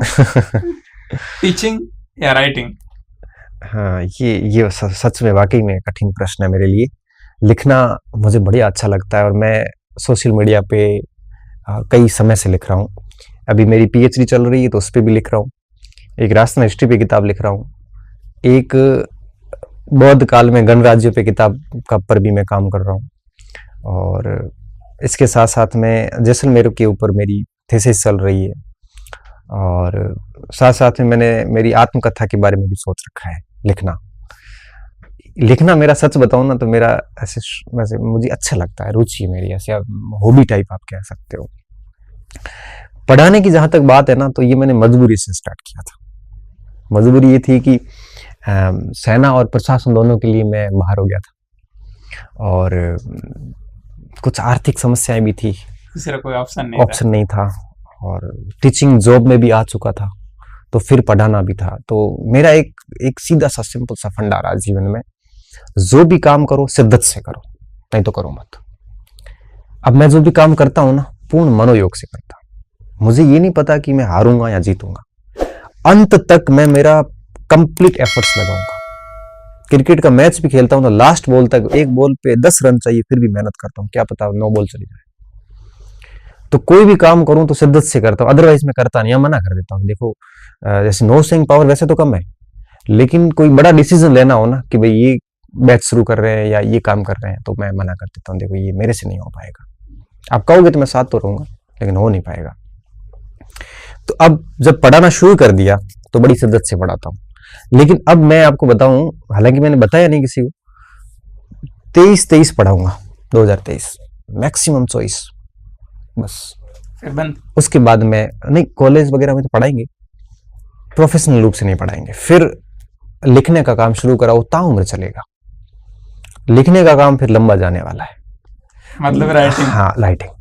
और मैंने एक प्रण लिया था बहुत पहले कि 30 साल की उम्र तक कंपटीशन देंगे, 35 वर्ष तक पढ़ाएंगे और फिर लिखेंगे। तो 30 साल मतलब 2019 तक मैंने सच में कंपटीशन दिए, 18 लास्ट कंपटीशन दिया। 35 का मतलब है आपकी 2024 तक मैं पढ़ाऊंगा। ये मैंने पहले सारी चीजें ठान, अब कोई ऐसी पूरी प्लानिंग करके रखी हाँ, है। मैं प्लानिंग करके रखता हूँ। अब ऐसी कोई सर्कमस्टेंसेज आ जाए जो मुझे मजबूर कर दे, एक दो साल अलग वो बात है। एक अलग बात। हाँ, बाकी 24 में मेरा प्लान है कि 24 में पढ़ाना मैं बंद कर दूंगा, कॉलेज में पढ़ाऊंगा, बाकी कहीं नहीं पढ़ूंगा। और उसके बाद लिखूंगा और फिर भरपूर लिखूंगा। मैंने अपनी पर्सनल लाइब्रेरी घर बना रखी है, जिसमें से लगभग 500-700 किताबें होगी। हर महीने में 2-4 किताबें और बनाता हूँ, सिर्फ इसलिए कि किताबों का बड़ा शौक है और उन्हीं से मैं लिखूंगा आगे, क्योंकि जैसा पढ़ते वैसा ही आप लिख पाते हो और जैसा सुनते वैसा ही बोल पाते हो। तो वो चीजें है ना, टारगेट आगे सेट कर रखे हैं। तो इन दोनों में एक चुनने को बोले तो मैं चुन ही नहीं पाऊंगा, कभी नहीं चुन पाऊंगा। लास्ट क्वेश्चन, रील्स देखना या मूवी देखना सबसे ज्यादा क्या पसंद है? वैसे तो सही बताऊं तो अभी की बस वर्तमान बात बताऊं तो रील्स ज्यादा ठीक लगती है। देख लेता हूँ थोड़ी बहुत, व्हाट्सएप उस पे, फेसबुक पे देख लेता हूँ, थोड़ी इंस्टा पे आ जाती है, यूट्यूब पे आ जाती है। शॉर्ट टाइम में मनोरंजन हो जाता है। थोड़ा सा स्ट्रेस में होते हैं, थोड़ा टेंशन में होते हैं, तो 5-7 रील देखते हैं तो भूल जाते हैं कि क्या टेंशन थी। अब रील्स में भी आपका जो मैं रील्स देखता हूँ तो मेरी 4-5 रील्स फिक्स है। जैसे वॉलीबॉल के जो स्मैश आते हैं वो देखता हूँ, क्योंकि मैं वॉलीबॉल का अच्छा खिलाड़ी रहा हूँ। उसमें मैं खूब देखता हूँ, जो भी अच्छा स्मैश मारता है उसको देखता हूँ। दूसरा, मुझे जिम में जो लोग एक्सरसाइज करते हैं ना, वो मैं देखता हूँ, क्योंकि पता नहीं कई बार जिसमें व्यक्ति में जो कमी होती है ना, वो व्यक्ति दूसरों में देखना चाहता है। तो मेरा शरीर इतना है नहीं, तो मैं जब वो जिम वालों को देखता हूँ मुझे ठीक लगता है। और एक तो वो मुझे ठीक लगता है, एक स्मैश वाला ज्यादा अच्छा लगता है। और इसके अलावा ज्यादा रील्स है ना, ऐसे जैसे कोई नेटफ्लिक्स के जो वेब सीरीज चली हुई है उनकी कोई कट आती है तो वो छोटे देख लेता हूँ, बाकी रील्स नहीं देखता। और ये आपका जो आर्टिफिशियल इंटेलिजेंस है वो नोट करके वो वही रील आपके सामने प्रेजेंट करता है, सजेस्ट करता है, वो आपको भेज देता है। मैं वो देखता रहता हूँ। देखता मतलब दिन में कोई 2-4 बार मोबाइल खोलता तो देख लेता हूँ। बाकी मूवी की बात करूं तो लास्ट में मैंने वो देखी थी जो सर्जिकल स्ट्राइक पे बनी थी ना, उरी देखी थी। और पहली मूवी मैंने लगान देखी थी। कब? हाँ, 2003 में देखी थी। 3 था थिएटर में? हाँ, थिएटर में पहली। और मैं मूवी देख के आया और मैं रात को रोया इसलिए। मैंने कहा यार, भारत में इतने अत्याचार हो रहे हैं, मुझे नहीं पता ये रील है। मैं बहुत टेंशन में आया, मैंने कहा इतने गजब अत्याचार हो रहे हैं इंडिया में वगैरह। मैं ऐसे उदास सा था, सच बात बता रहा हूँ। ये 9th क्लास थी मेरी या शायद 10th थी। फिर मैं दूसरे दिन फिर देखने गया, सेम मूवी। वापस गया, मैंने कहा आज देखते हैं, आज वो जुल्म कितने आगे बढ़े हैं। कल तक तो हो रहे थे, है ना, कल तक हो रहे थे, आगे और कितने बड़े। मैं जा देखता हूँ, देखा तो वापस रिपीट हुआ। मैंने कहा ये क्या हो गया। फिर मैंने अपने सीनियर से बात करी, मैंने कहा ऐसा कैसे हो सकता है। मैंने कहा ये फिल्म है, इसका वास्तविक जीवन से कोई लेना देना नहीं। पहली बार मुझे पता चला कि इस फिल्म के अंदर स्टोरी क्रिएट की जाती है, वास्तविक हो ये नहीं हो जरूरी नहीं है। और फिर मैंने बहुत कम मूवी देखी है, मुझे ऐसी देशभक्ति फिल्में अच्छी लगती है। ऐसे फेवरेट फिल्म? मुझे लगा सच में फेवरेट, अभी भी फेवरेट लग रही है क्योंकि मैं अच्छा, हाँ, वो और 3 इडियट मुझे बहुत अच्छी लगती है और मैं उसको कई बार देख चुका हूँ। वो ज्यादा अच्छी लगती है। और उसमें क्या है, वास्तव में है भी अच्छी मूवी है। बाकी लड़ाई वाली मूवी वगैरह ये मुझे अच्छी नहीं लगती है, ज्यादा रोमांस वाली मूवी वगैरह, प्रेम वाली नहीं। मुझे यहाँ साइंटिफिक मूवी है, जैसे मैं हॉलीवुड की कॉर देखी थी एक, ऐसी कुछ मूवीज होती है वो मुझे ठीक लगती है, देख लेता हूँ। नेटफ्लिक्स पे कुछ वेब सीरीज देख लेता हूँ टाइम मिलता है तो, अदरवाइज नहीं देखता इतना ऐसे। और रील्स वगैरह बनाता नहीं, है ना, ये मतलब बच्चे अच्छे बना खासे रहे शौक पाल के रखे नहीं, हैं। मैं किसी भी शौक से वंचित नहीं हूँ। मैं मतलब बस थोड़ा सा नशे पत्ते से दूर हूँ। बाकी जीवन में मैंने हर गतिविधि करके देख ली है, सारी, कम अधिक मात्रा में, बट की जरूर है। स्टूडेंट देख रहे हाँ नहीं, हर व्यक्ति का जीवन है, मैंने सारा काम कर लिया, प्रेम से लेके पढ़ाई तक। इस यात्रा में कोई भी ऐसा पहलू नहीं है जो मैंने छुआ नहीं हूँ। हाँ, ये अपराध नहीं किए, प्रेम का किस्सा सुनाना चाहोगे? गलत नहीं है, प्रेम का किस्सा नहीं सुना सकते। ये चीजें कुछ ऐसी है ना जो व्यक्ति के साथ जाती है। वो कभी हुआ तो आप प्रेम लिखें। की वो नहीं सुनाने के, लेकिन मुझे एक लाइन याद आ रही है कि उसने कहा था, मेरे इस राज को राज ही रहने दिया हाँ, जाए। ये सही है। वो गुजरी रात थी, उसे रात ही रहने दिया जाए। हाँ, मत खोलो पर्दा मेरे गुनाहों का, कोई गुनाह था उसे गुनाह ही रहने दिया जाए। नहीं, मैं गुनाह तो नहीं कहूंगा। ये एक अच्छी फीलिंग थी, होती है। देखो, उम्र के प्रेम साथ। होता है और उम्र नहीं, प्रेम उम्र भी नहीं देखती है, ये किसी भी उम्र में हो जाता है। मैं कह रहा था, 3 फेज होते हैं, शकल से भी प्रभावित हुए हम, विचारों से भी हुए, क्या पता आगे किसी साथ से हो जाए, होता है। लेकिन फिर हम हमारी मर्यादाओं सर को घर भी वापस जाना याद है। करते हैं। नहीं, ऐसा नहीं है। देखो, मेरा लाइफ बड़ी क्रिस्टल क्लियर है। तो अब जब इस फील्ड से जुड़ गए ना, एजुकेशन से, तो अब हर किसी में स्टूडेंट नजर आता है, तो फिर नहीं पता। ठीक है, कोई ऐसा साथी मिल जाए जो बराबरी का हो, वर्किंग पर्सन हो, साथी मिल जाता है ना, तो फिर उनसे बात कर लेते हैं। अब वो प्रेम वाली बात नहीं रहती जो टीन एज में होती है। बट हाँ, ये है कि मैं इस सुख से वंचित नहीं हूं। मैं बच्चे की शक्ल को देख के कह सकता हूँ कि ये उस फेज से गुजर रहा है, क्योंकि मैं उन सारी फेज से गुजरा हुआ हूँ। तो कई बार बच्चे कहते हैं, सर आपको कैसे पता चला? बेटा, मैंने सब काम किए हैं। ठीक, ऐसा कोई कार्य नहीं जो मैंने नहीं किया हो। हाँ, अनैतिक कार्य नहीं किया, गलत जीवन में कुछ नहीं किया, बस इसका बड़ा गर्व रहता है मुझे। न गलत कार्य किए, न गलत तरीके से किसी भी चीज का दुरुपयोग किया। माँ बाप ने जो हमें अधिकार दिए उसका कभी भी दुरुपयोग नहीं किया, पैसा कभी फिजूल खर्च नहीं किया, चीजों का बड़ा महत्व समझा। तो गलत नहीं किया, इसका गर्व है।